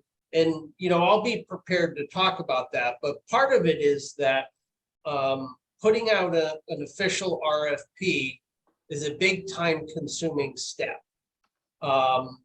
You know, and frankly, there's a lot of things we don't do because I'd have to put out an RFP to do it. You know, so I think we need to accept the fact that we want to do things correctly. We want to account for the people's money as carefully as we can. But we also have limited ability to actually administer some of these things. And often time and manpower is more of a limitation in our case than funding.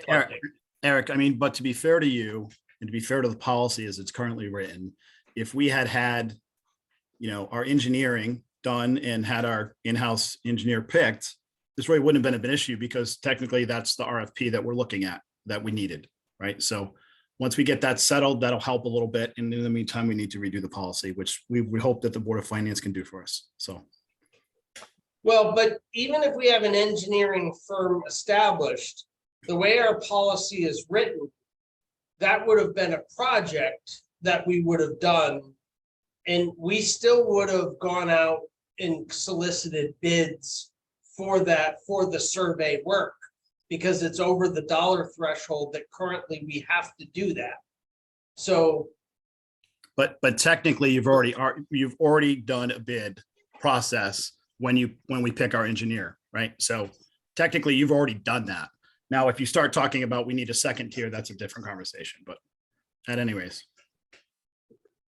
Could we consider when we do get into this, not just looking at the dollar figures, but maybe a specific carve out for grant projects that have a grant associated with them?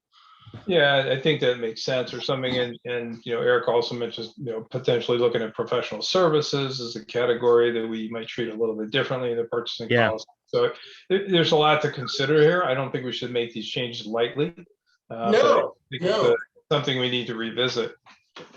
And we've gotten better in the last, you know, 3 years that, you know, we've had Eric on board now, to getting to the point where we have in-house people that we're dealing with on a regular basis. It's something the Board of Selectmen asked Eric to go out and do and get, you know, some of these things kind of set up. So hopefully that will alleviate some of this, you know.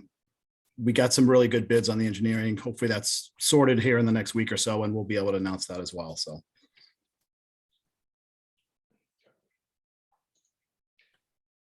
Yep. Okay, any further comments from the board or questions?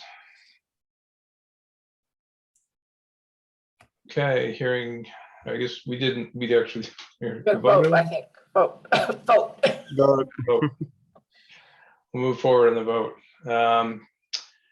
All those in favor say aye. Aye. Aye. Any opposed?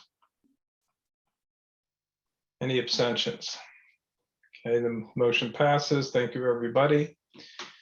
Okay, the next item is listed as 10D in your application. This is the Eversource car charger application. Eric, you touched on this with your report a little bit. Yep. So this is, again, concurrence from the CIP and Board of Selectmen to modify the purchasing policy. Board of Finance further approval now that we have a budget. So we did get this grant.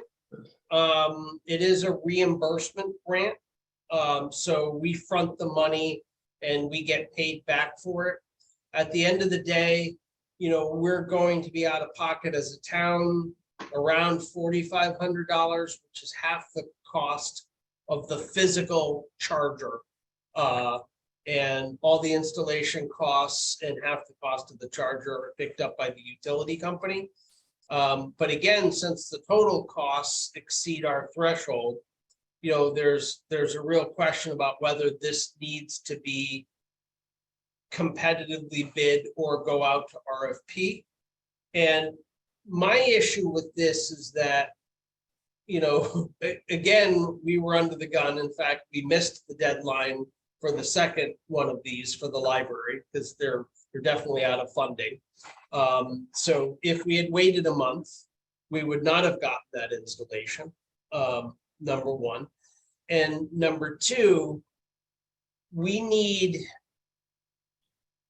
you know, we have one of two approaches. Either we pay upfront for design and engineering costs associated with doing that, and then go out to RFP, you know, and solicit bids after we get the grant, or, you know, we get somebody that's willing to do the design work essentially for free with the understanding that they get the job once we get it, which to me, you know, using our essentially what is our in-house electrician to do that, you know, where he's doing the design,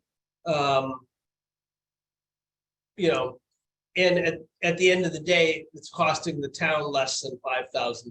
So I think it's appropriate in this case to use this methodology, because I think ultimately, you know, it's certainly faster and it's probably the same cost as sending the thing out to bid and separately paying for the design costs.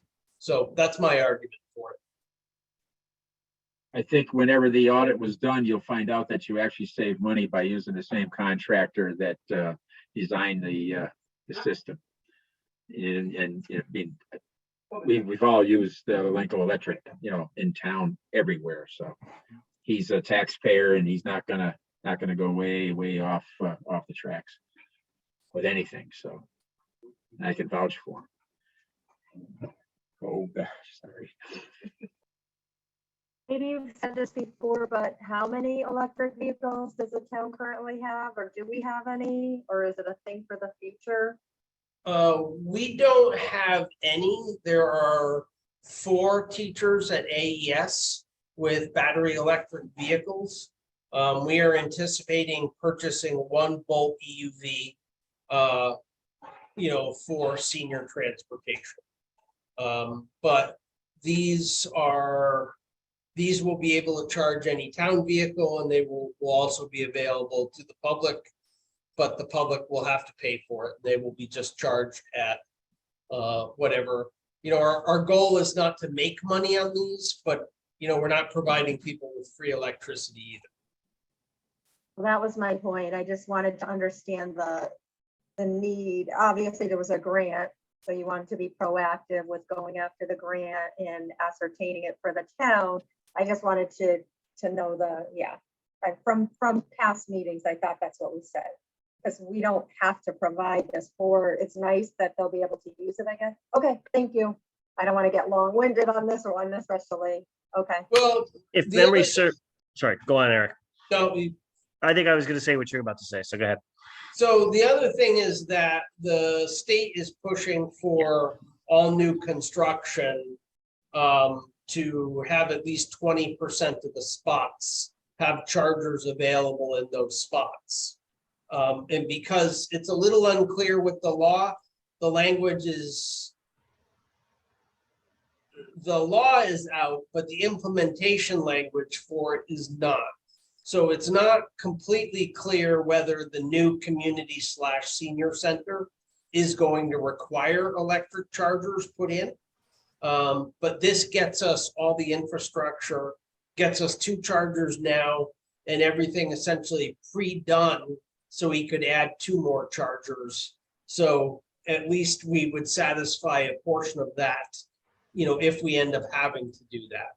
So I see that as kind of a 2-pronged thing. It's generally good for the public. And it may lessen our requirements for the new building. But I don't know that for sure yet. I just, you know, we don't have the final language of that. Before you I- sign anything, see what the state's doing with that electric bus that just burned up on on that highway between New Britain and Hartford. They're taking steps with the Connecticut Firefighters Association to do something about it. That thing was, I mean, it was crazy on fire, mainly the battery and stuff. So before we go signing anything, let's check and see what the state's going to do in regards to that. That's a short ways off. Just a brief. I don't know if you've seen it on the news, but Yeah, I saw it. Electric cars do burn really nicely. There's no question. Lithium ion batteries, when they go, it's exciting.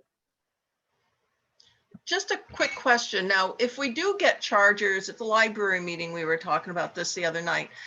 Is it like a handicap parking spot? If you don't have a car that's being charged, nobody can park there, or Well, how does that work? Because library has very limited parking, so. that's how it's supposed to work.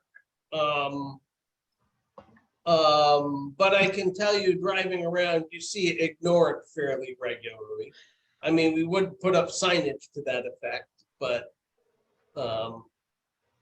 Glastonbury, who's got like a dozen of them at their senior center, they have markings on each spot for the electric cars to park, similar to an ADA sticker. So yeah, a town like that, they'd have their police department come down there and write people up too if they were parked there without a electric car. So that right. much we do know.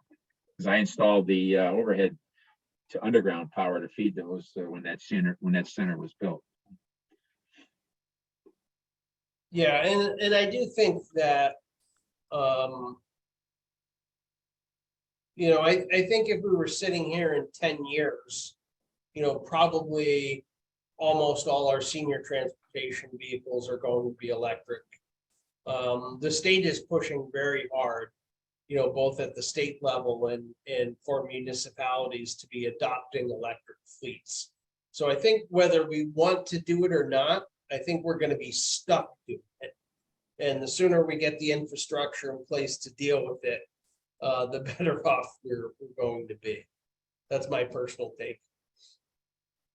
Believe it or not, our fire truck committee is looking at electric fire trucks now also because of the mandates coming from both the federal government and the state. And right now, an average pumper is $2 million to replace one truck. It's $2 million. The company I work for builds them. We built the first 4, and right now they went from 1.2 million to over 2 million. So I highly doubt that that'll become law. I really do, but we'll see. Are we taking action on this tonight? Or are we I'm just wondering where it's going. Well, it'd be nice if you would agree to modify the purchasing policy to allow me to do it, because we have the grant and I would plan on ordering the parts tomorrow. But I won't plan on doing it if I don't get the waiver, and we'll figure out, I guess, we'll go to RFP on it.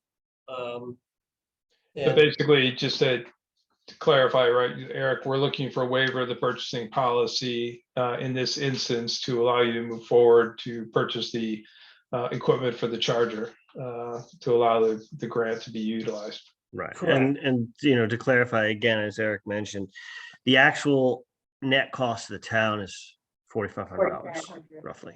Correct. That's So there, a- you know, we kind of debated whether the purchasing policy, you know, it's under the threshold if you look at just cost to town. It's over the threshold if you look at the total project cost, which we're not paying. Well, your initial direct The cost, obvious though, case for a you're waiver. gonna have to put the layout, right? So, yeah, it may not be clear.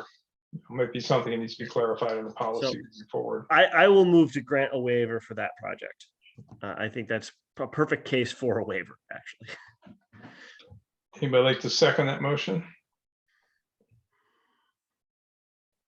Something that went to CIP and Board of Selectmen too? And they were Yes. okay with it already? CIP was okay with it. Yep. Yep, I'll second it then, because I'm okay making a waiver to the policy, as long as we have concurrence from the other two parties that are part of this purchasing policy. Yep. I don't think it's behoove us to make it this on our own, so I will second that. Cool. Okay, any further discussion or questions? The only quick question I have, I mean, I'm okay with it too. I wasn't opposed or anything, but this was an item that wasn't budgeted this year, right? So the 45, it was not budgeted, but it will come out of the building maintenance fund. okay, So it's funded, you know, there's not, we don't really have any to do any gymnastics to come up with the money. okay. Thank you. Other questions or comments? Okay, hearing none, I'll call for a vote. All those in favor, say aye. Aye. Any opposed? Any abstentions? Okay, the motion passes. Thank you. Okay, we'll move on to item labeled 10E in the agenda. That's a school request for paying the generator expense. Eric, do you want to address that, summarize that? Sure. You had gotten the letter last month. There's no and- supporting documentation in our package for that, so there's nothing Right. in there. Well, you had gotten that documentation the month before, and you had chosen to say that was a Board of Selectmen decision. And I think the Board of Selectmen has basically said that's a Board of Finance decision, although they're not really in favor of it. Adrian, would you agree that that was the summary of the Board of Selectmen position? I don't think there was anything in our last packet either, so. So that's why I'm thinking, I don't think we have, I mean, I understand the concept of what's going on, but I don't remember. I remember looking at copies in your office, but I didn't take any with me, so. I cannot speak for the Board of Selectmen as a whole because we did not take a vote on it. But we did basically say that it needed to be discussed with the Board of Finance. We didn't feel it was within our purview. Especially, you know, there was no one that was putting forward a motion to do it. I can say that, but I cannot say that the board denied it or what have you. So I have my own opinion on it, but I'll leave that. It's really up to you guys what to do with this. You know, I have my own opinion, but I'm going to leave it up to the Board of Finance to decide. So Eric, in terms of, you said their documentation, I mean, we received a note from Valerie covering the issue from her side, but I don't know if there was anything firm other than that, or was that while I was on vacation that came through? So let me just share my screen real quick. There were invoices. Hang on. But I don't think they've ever been submitted in the packet, so.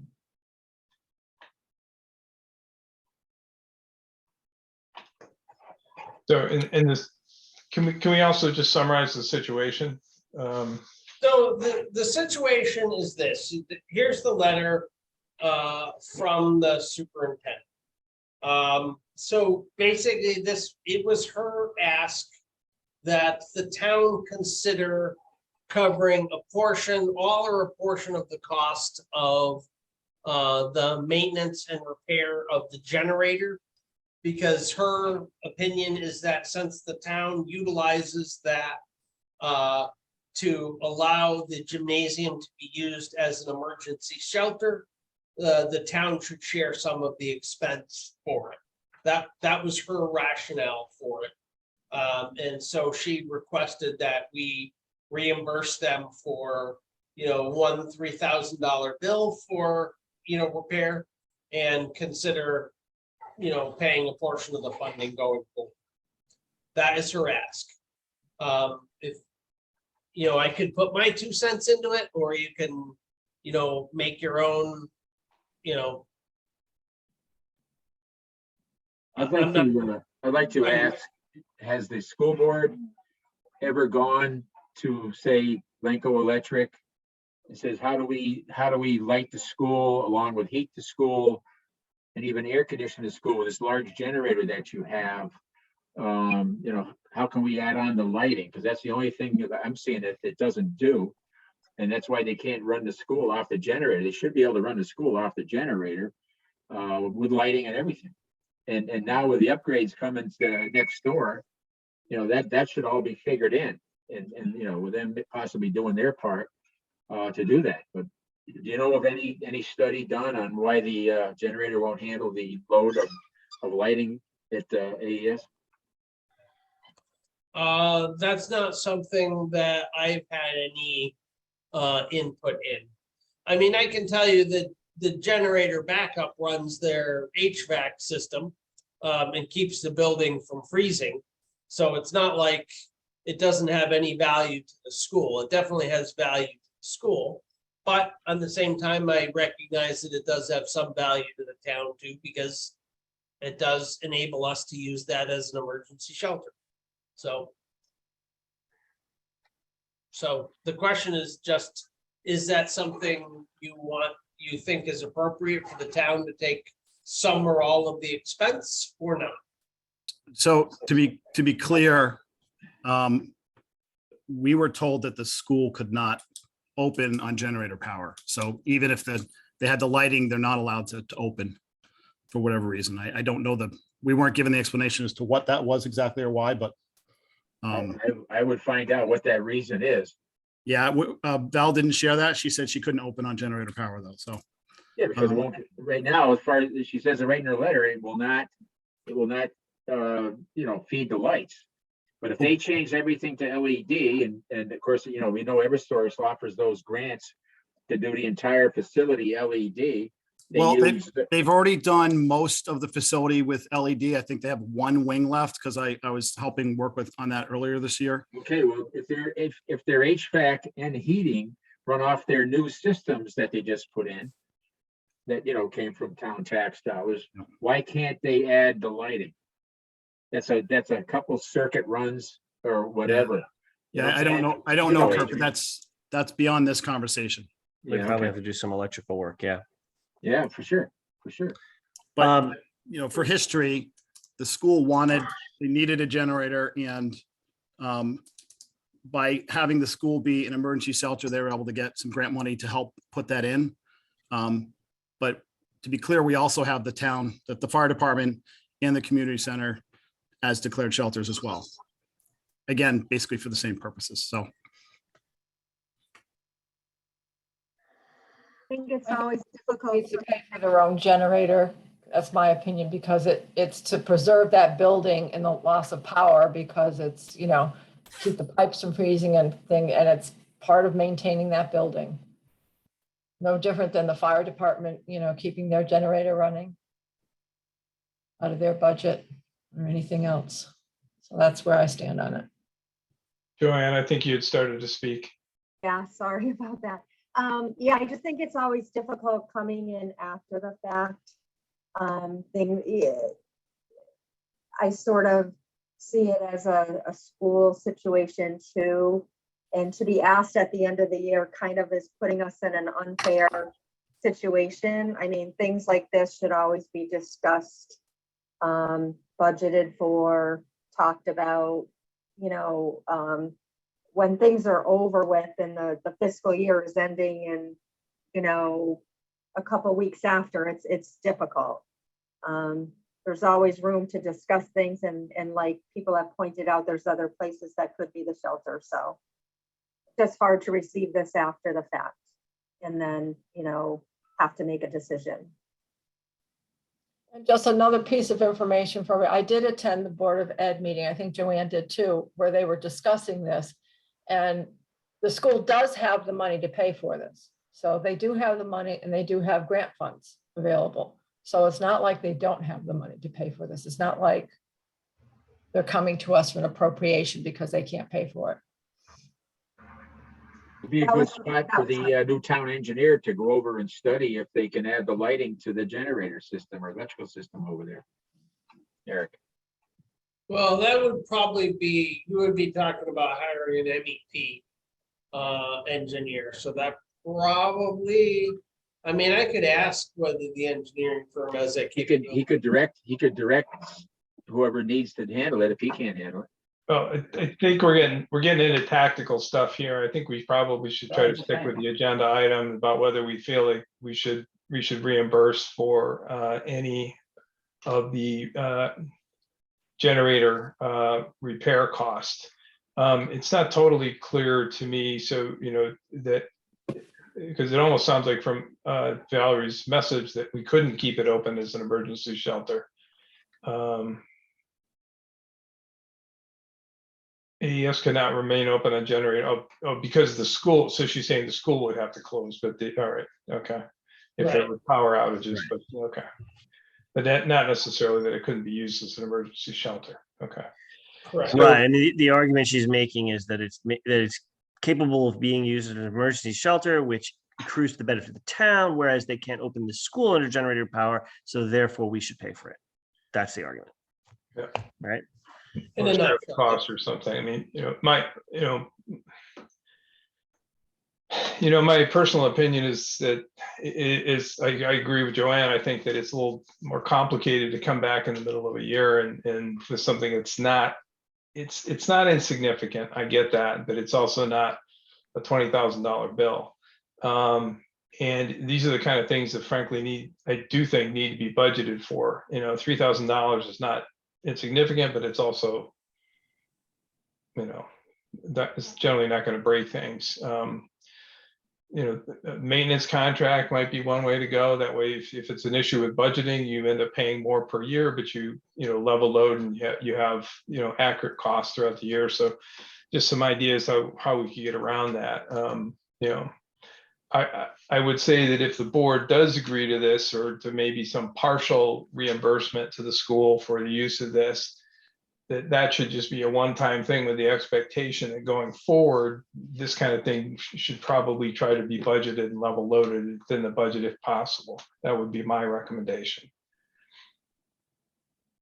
They Can I do move the have question? grant funds available for this money. She said it in her meeting. Just as a general principle, that's my Yeah. feeling that, But if there's grant funds available, it shouldn't come out of taxpayer money. The only thing I'd want to add is if they do have money left over, I think they are going to finish the year with some money, they can pay for it. And then we talked about it could be discussed in the future or something. Like we all said, if they had already expended their full budget and had no money left. Yeah. Mark, we can kick this around all night. Can I move the question? Yeah, would you want to make a motion? I mean, it's so we can make a motion or we can just move on to the next agenda item too. Take no action. I personally think we should just take action on it. Well, if anybody feels like we should authorize some reimbursement to the school, then, let's make a motion to that effect. And how much specifically you think would be appropriate to reimburse it. You generally don't vote to not take action. So, we just leave it as is and move on. I agree. Okay. Does I mean, anybody if want to we make do a anything, motion? we could consider, if we did anything, we could consider splitting it with them. Yeah. If we did anything, just throwing it out there. Yeah, I would say that would be kind of wouldn't be inclined to do the entire thing, but It's a multi-use thing. So that was my only thought. I don't feel strongly about this either way, honestly. So I'll go with others, but I just wanted to throw that out there as the possible compromise solution. anybody want to make a motion to reimburse the school district for any or all of this particular extra generator expense?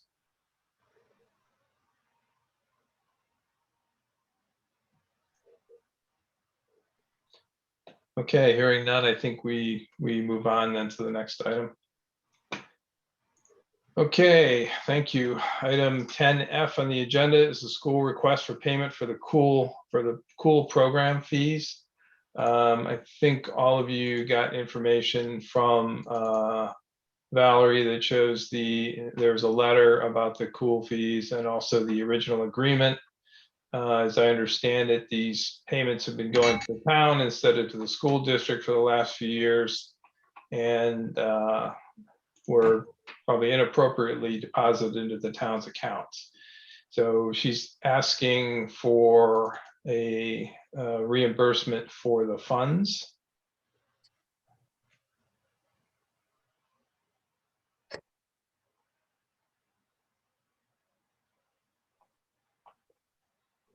Do we know why it was done incorrectly? Or was it just, No idea why. I mean, it really doesn't matter why. Done in error, obviously. Yeah, I so- mean, I mean, they signed an original contract, school program signed an original contract which specified that they write the checks to the Andover Elementary School and send them to Laura Edwards. But that's not what they did.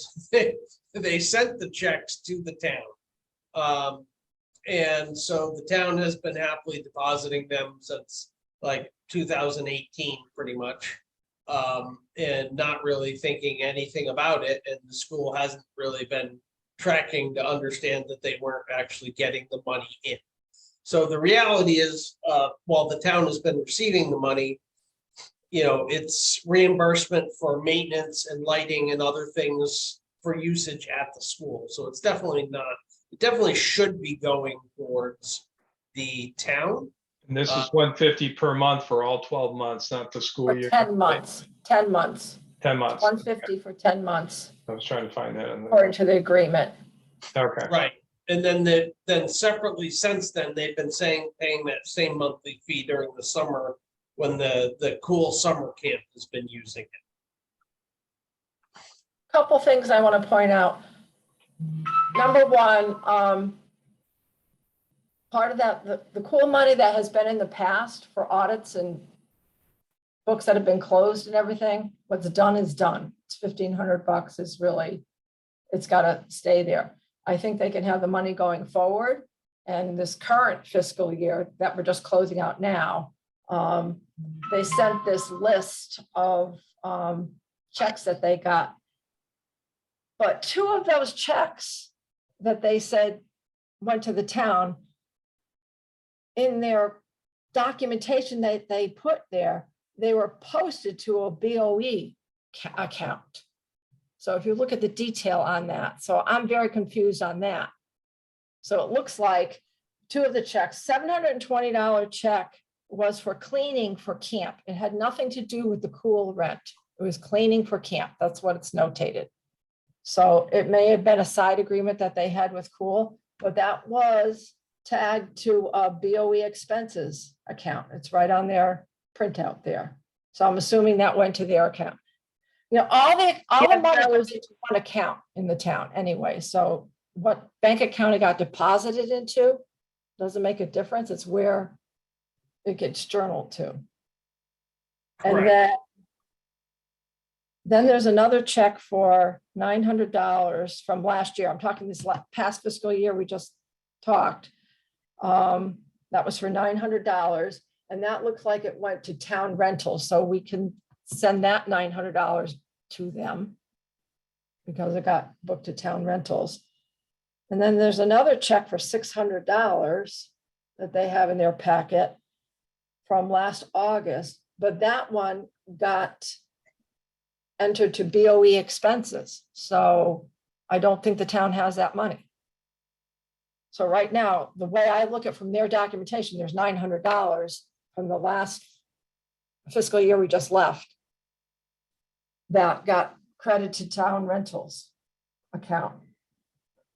And that's how I read that report. Whether that's right or wrong, I don't know, because I don't know where the source of that report is. That's supposed to be a journal entry report, I think.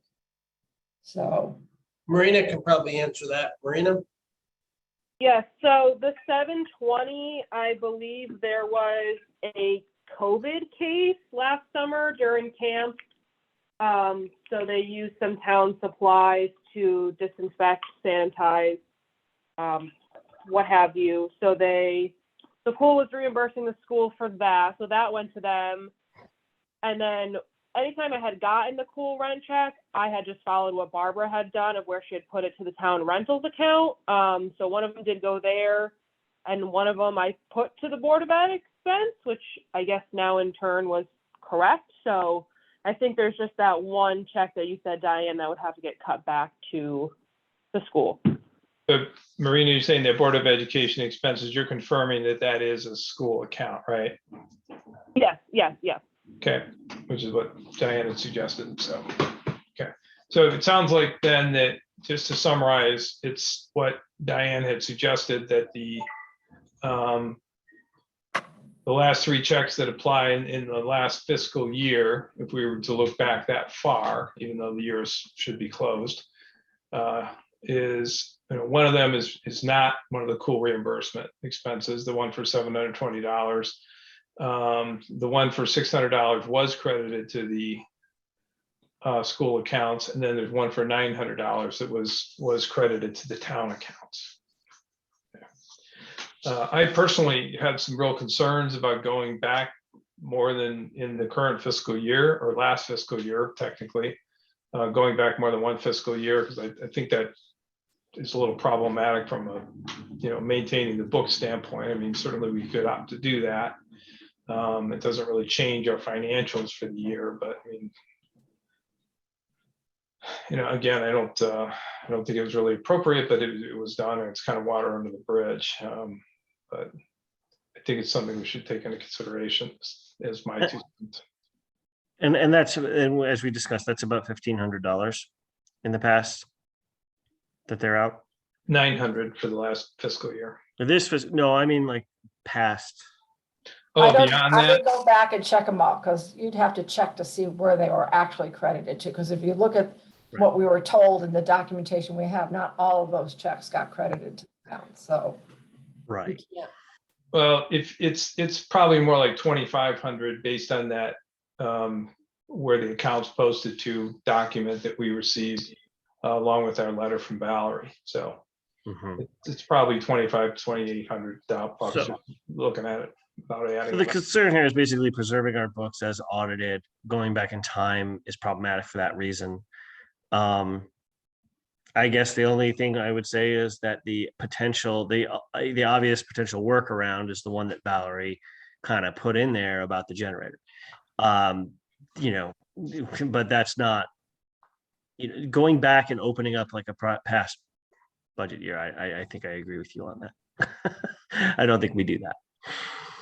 I mean, we can go back to this last fiscal year we just finished, because we haven't Yeah. audited yet. We haven't finalized and closed out. That one, I don't think anybody would disagree with that, right? Hopefully not. I think that's just very clear, right? That $900. Yeah. I think, yeah, that just goes back to the school. I'm just saying, because obviously Val's request was more than that. So, to address it fully, if we're going to say no to that, yes to this, no to that. I'm just talking it through. Dave, I think it's good that she brought it forward, and it should just be looked at, getting accounted for correctly in the future, and that the school gets to use whatever comes in for what they should use, and refund them the 900 or put it where it needs to be. Agreed. Should we make a motion, Mark? Are we at that point, or? Well, yep, we can make a motion at any time and continue discussion. I'll make a motion that we return to the school the check from January of 2022 for $900 that got credited to the town rental account incorrectly for $900. And we leave everything else as is. I'll second it. Okay, Joanne seconds. Thank you. Any further discussion? Yeah, I don't think there's a,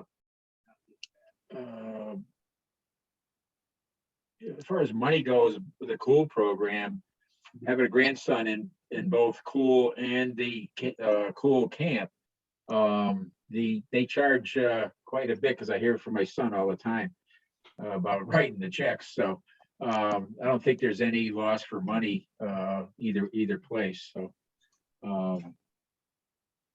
but we can vote on it. Other comments, discussion? Okay, hearing none, I'll call for a vote. All those in favor say aye. Aye. Aye. Any opposed? Any I'm abstentions? an aye. I'm an aye. Okay. Any opposed? Any abstentions? Okay, the motion passes. Thank you, everybody. Okay, next. Before we get off that topic, I just Yep. wanted to say one thing. I did reach out to Amy Knox and through her Jess Courier. And the first thing I said was, the last time you had any kind of agreement in writing was 2018. So the first thing they need to do is they need to update that agreement. But that agreement's not between the town and Cool. That agreement is between the school and the Cool program. And, since the town has their own checking account now, they should write those checks directly to AES, which is what they should have been doing in the first place. And if you notice, if you looked at the actual check stubs, most of the checks said, to town of Andover in rent. So, I mean, Barbara, and Marina, maybe they should have done enough research to figure out that wasn't actually a legitimate rent check to us and it was supposed to be to the school. But, if I looked at it that real quickly, I would have done exactly what they did, which is dump it in the rental line item and revenue and move on. So, I mean, I get it. I think that's a procedural problem between the school and Cool, and that can be corrected going forward. Yeah. Okay. Question, Eric. I know they use our buses, I think, to take the kids to the lake and stuff. You got two of the elderly buses parked up there. Is the town reimbursed anything for that and the drivers? You have to pay the drivers, correct? Yes. The town gets some reimbursement for that. And so from the town's end, what I've asked the town's attorney is to redraft. There was kind of this crazy agreement in 2020 between the town and the school and the Cool program and the Lake Association. And I want to simplify that. What I want is I want a contract between the town and Cool so that the town, basically subcontracts a summer camp program, and hires Cool to do a summer camp program. And the reason why I want to do that is because they kind of ride on our town insurance while they're doing the camp and use town facilities. Now, I think maybe the school needs their own separate agreement with Cool, but that's between the school and them, not us and them. But I am working with the attorney right now to redraft an agreement so we have something, documented in paper what the town's relationship with Cool is and what we provide them in terms of transportation and insurance and other things, if that makes sense. There are some towns around that do that, right? That help sponsor a recreational camp during the summer, during the summer for kids in their town. Yeah, it's a very common thing for towns to do. Most towns do it through their own recreation, commissions. But remember, we don't have any paid recreation staff. We have no rec director. We don't have we don't have the ability to implement that at the town level. So our only way, if we're gonna, as a town, when we decided 2018 or 19 that it was important that we have some sort of summer recreational program for kids. The only thing we can really do is sub that out. And Cool is the logical organization to sub it out to. We don't have it now, but who knows what's going to happen in the future. I can remember playing soccer myself as a young kid in the Columbia organization, the elementary school up there. So they ran that every year, and they invited the local kids, from the area. So great information. Thank you. I was gonna say, it's probably a big item to discuss in mass at a different meeting, and there's a lot of questions.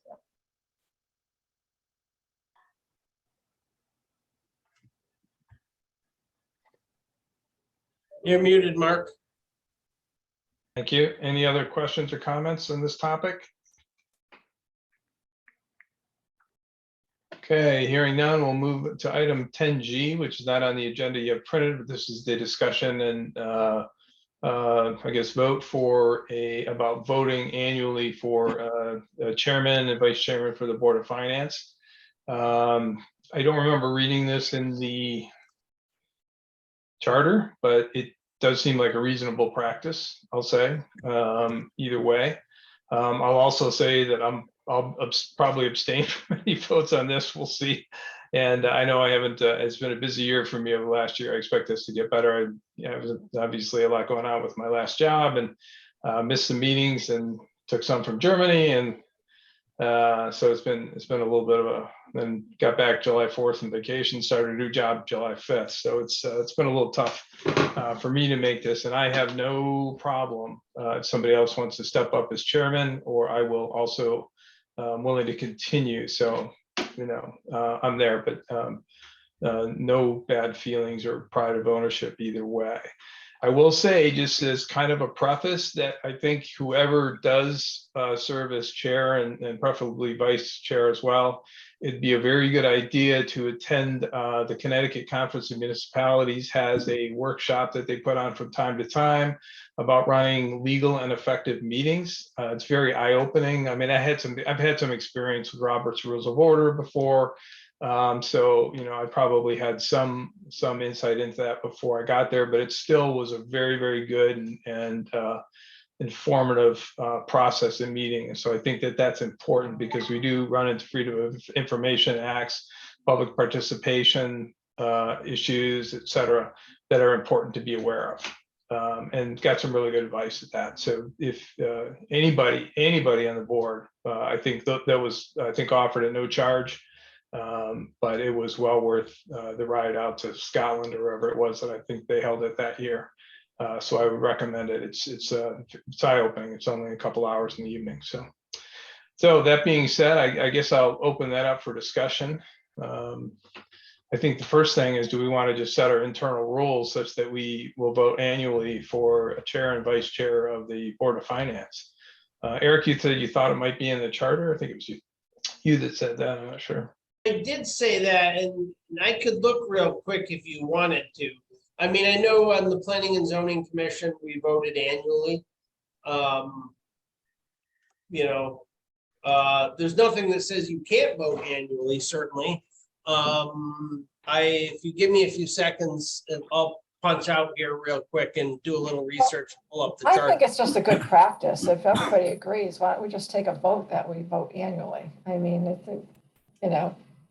It certainly is not a bad practice, I think. So if somebody wants to make a motion, we can make a motions and then either vote and discuss it further there. I think I'm the one that brought it up earlier tonight, just because I thought it was something we standardly did. Any commission or committee that I've been on, we've always done that too. So I just thought it was a good idea. I appreciate everything that you said, Mark, there too, with suggestions and just since I brought it up, I will be making a motion, and I really think it is because I think we need to have someone that does have a lot of time and everything, and it's not, and someone that can be really committed to it. And I think we all are. There's no one that I would say isn't. So I don't know if we're waiting for Eric to give us more rules, but That was my only thought. But we can certainly set our own right here. As Diane said, it's good practice. So, we can just, even if it doesn't say anything in the charter. We don't, we don't think we want to contradict the charter, but I don't think the charter is going to Right. prohibit this. I hope that we can decide to just have an annual vote and that kind of thing too. Do we want to specify a time of year? Do we want to say, July meeting, August meeting, just so it gets on a schedule? Instead of That's just why saying, well, annually we'll do it. Right. Fiscal July year. fiscal year, so that's why I brought it up tonight. And I I would thought, like to make a motion that we have a vote for chairman and vice chairman if you want, every, in our July meeting. That's normally the regular scheduled meeting in July. And I think 90% of the boards and commissions in town do that. Like I said, the fire commission has done it as long as I've been there. So that's close to 55 years. They've elected Anybody want chair. to second that motion? I'll second it. Okay, Joanne seconds it. I think personally, I think the timing is good because not only is it the fiscal year, but it's also generally the first board meeting following the municipal elections, Yes. right? So that also helps kind of introduce, new members, or if it's not right after, it'll be the one following. So it makes sense. Kurt, you're on mute. I don't know if you realize that. No, I agree. I agree with everything you said, Mike. Further discussion?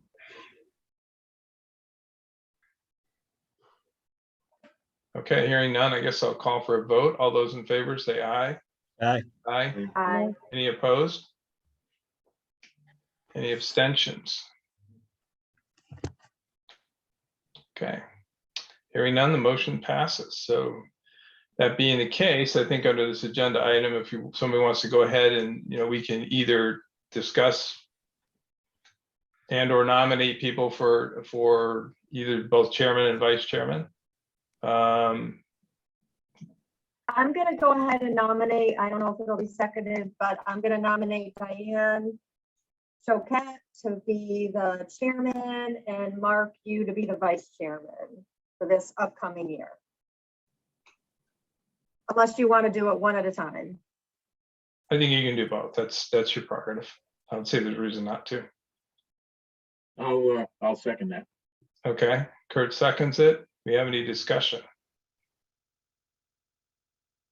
Just my discussion is, I think Diane has proven, not that you haven't, Mark. I always like to say I'm being just, I'm very direct. So anything that I say in a positive to one is not a negative to another, because I wouldn't be afraid to say a negative. So I just think that Diane has really dove in this year. She's been behind the scenes. She's been everywhere. She's admitted she's had the time because she's retired. She's just there. She gives us great information. I work a big full-time job too. I try to keep up, but I don't keep up half as much as she does. I just think with this particular year coming off this audit with so that's my discussion. So it's not a negative towards anybody. It's just a very big, big positive towards her. Yeah, understood. Thank you. Yeah. A lot of it's running the meeting, and don't forget, I'll say that generally it's the chairman who has to present the budget in front of the town at the town meeting. So take that for what it's worth. You're welcome. You know what you're You can getting always into. delegate it, but that is the typical process. So Be careful what you wish for, Frankly, I think either way is gonna work great for the board. The way we have it now or Joanne's proposal. I think Mark's done a great job. Diane's done a good job when she stepped in, when he hasn't been available for travel reasons or what have you. So, I'm neutral on this one. okay. Other discussion? Actually, I'd like to ask Diane how she feels about that. Is she up for it? I think I would love the opportunity to do it for the next year. We got a lot to accomplish this year. I am getting more involved in the town, and I was going to bring this up at our open discussion, but I'll just let you know. I'm working with Jeff McGuire because Marina's gone in a week, a little over a week. Well, guess who's learning payroll and accounts payable? over the next few days. And we thank you, Diane.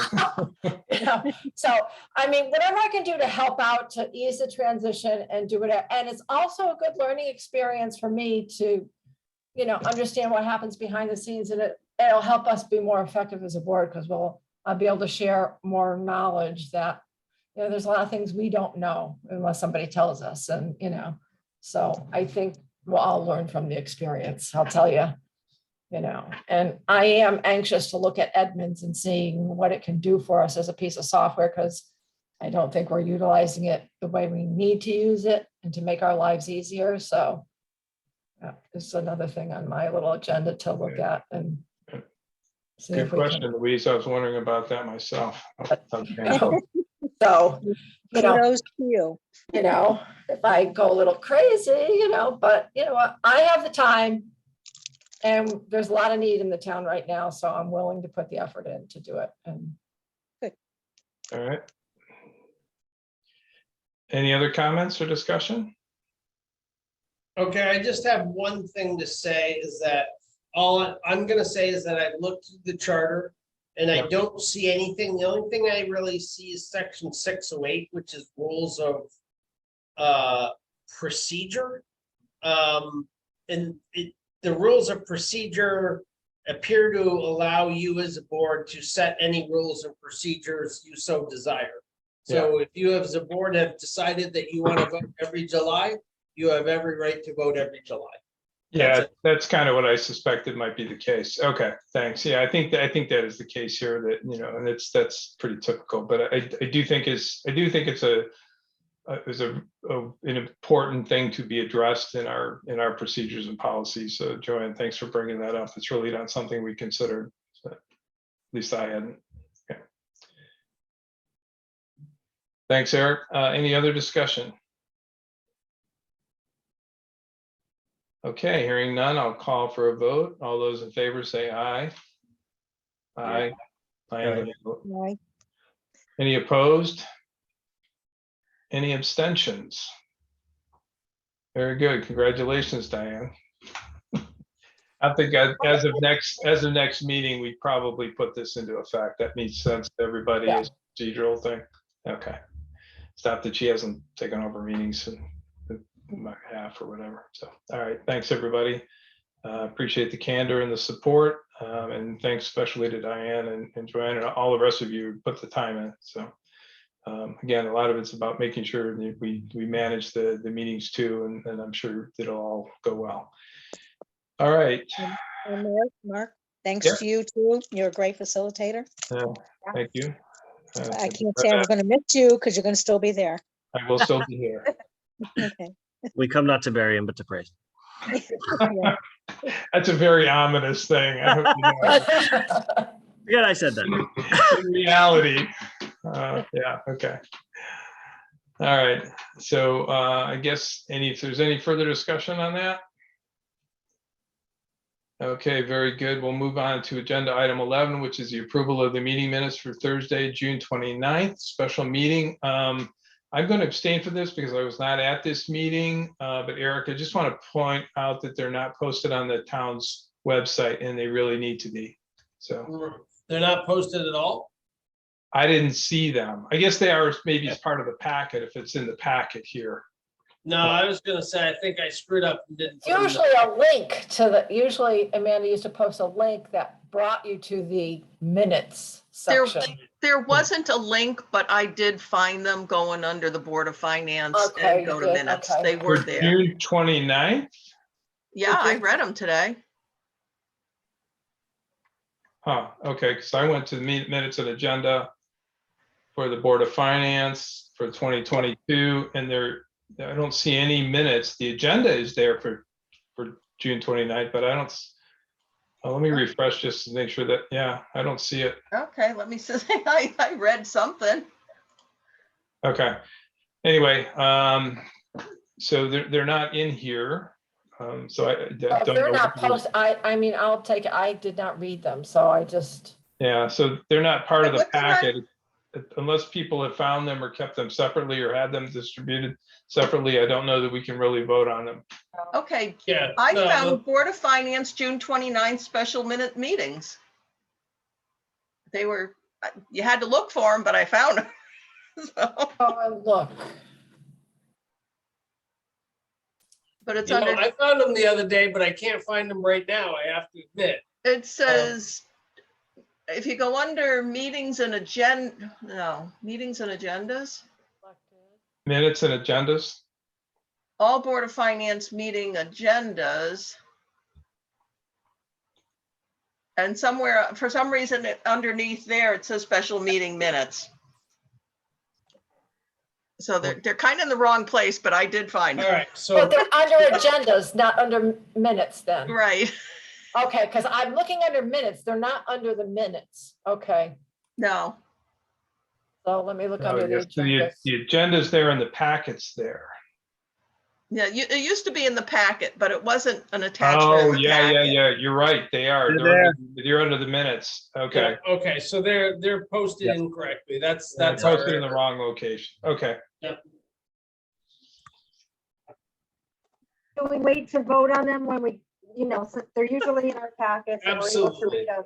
Yeah, I didn't read them because they weren't in this There's packet. generally nothing pressing about approving Yeah. meeting Okay. minutes, so we can easily just defer this to the next meeting. Okay. All right, further discussion on that? Okay, hearing none, I guess we will move on to agenda item 12, which is any liaison reports. Community Center, I'll just give you a quick update, we're just still working on getting that RFP pulled together. We're getting close, so we can get it out for the design and build phase, and that's where we stand. Community Center, we're still having our meetings, but nobody comes except me and Ed. But we sat under the tent last time and pretended we were in the building. And said thank you to everybody who showed up for all their hard work. So most of the hard work for the committee has been done, so it's just a matter of Okay, they're still in the meeting. getting to the next phase. And that's all I have on my stuff. Hello? Okay. We actually kind of addressed still much in of the what the meeting. I CIP come meeting back was in about about 5 or 10 by minutes. approving those deviations from the purchasing policy and whatnot. That was the meat, I think, of our Okay. CIP discussion. Am I missing anything? Eric, Kurt?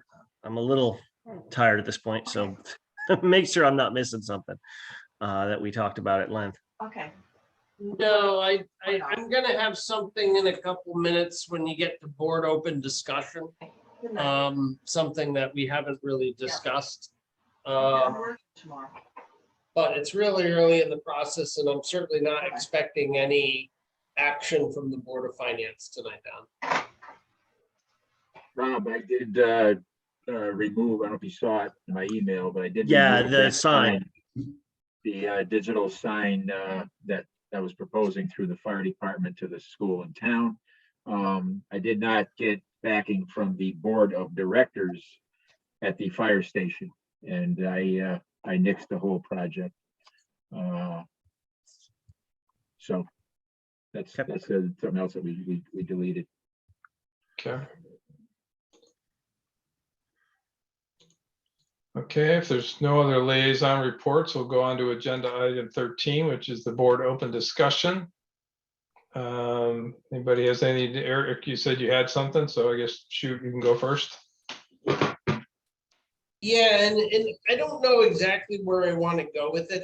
I think it's got to go through Board of Selectmen's got to chew on it before it would even potentially come back to you.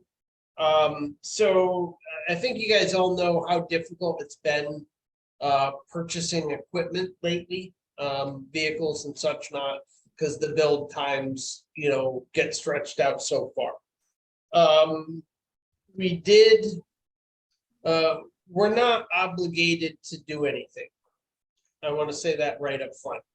So Jay did get quotes on the replacement for one of the Public Works fire trucks. As you remember in our capital plan, we assume we're going to replace one roughly every 5 years. Eric, it was a dump truck, not a fire truck. Dump. I want to make that straight. It's late. I'm tired. So we really had no idea how far out we needed to get this thing in the pipeline, because the supply chain has been so screwed up for everything. I mean, there's a lot of power equipment now that's 1-2 years out to order. So the goal was never to have a new plow truck this fall.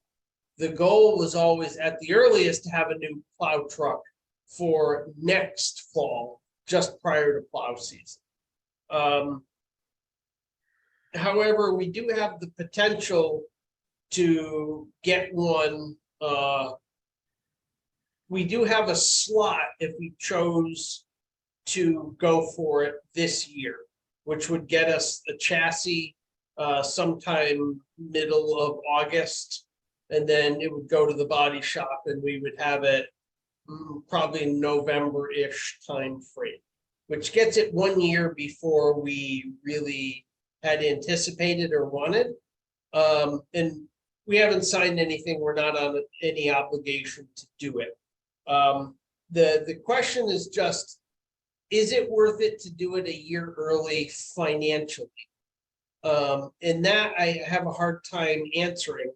I mean, our original quote on it was $241,000. When we looked at it, when we quoted it out last spring, 241,760.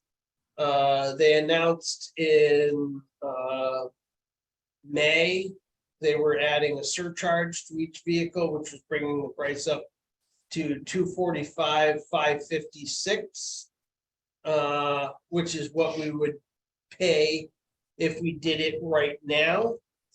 If we reordered right now under the same contract today, it would be 266. So the prices are still going up. And the question is it worth even considering doing it 1 year early?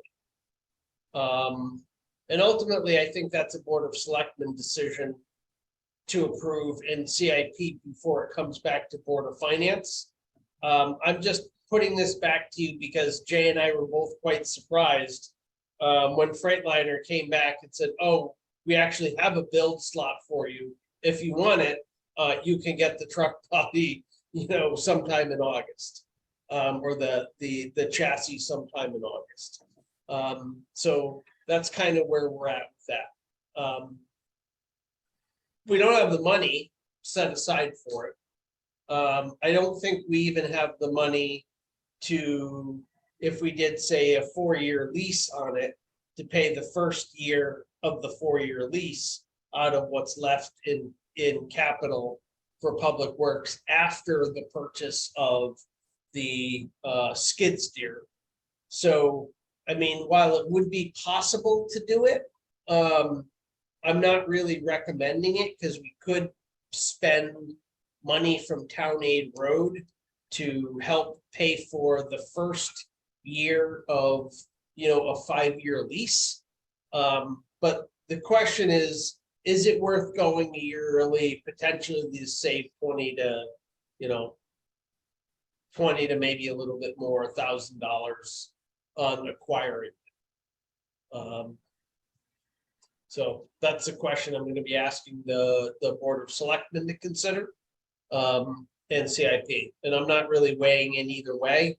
I hadn't planned on getting this thing this year, and but I do get Jay's point that if we take the build slot right now, it's $20,000 cheaper than if we ask for a build slot right now.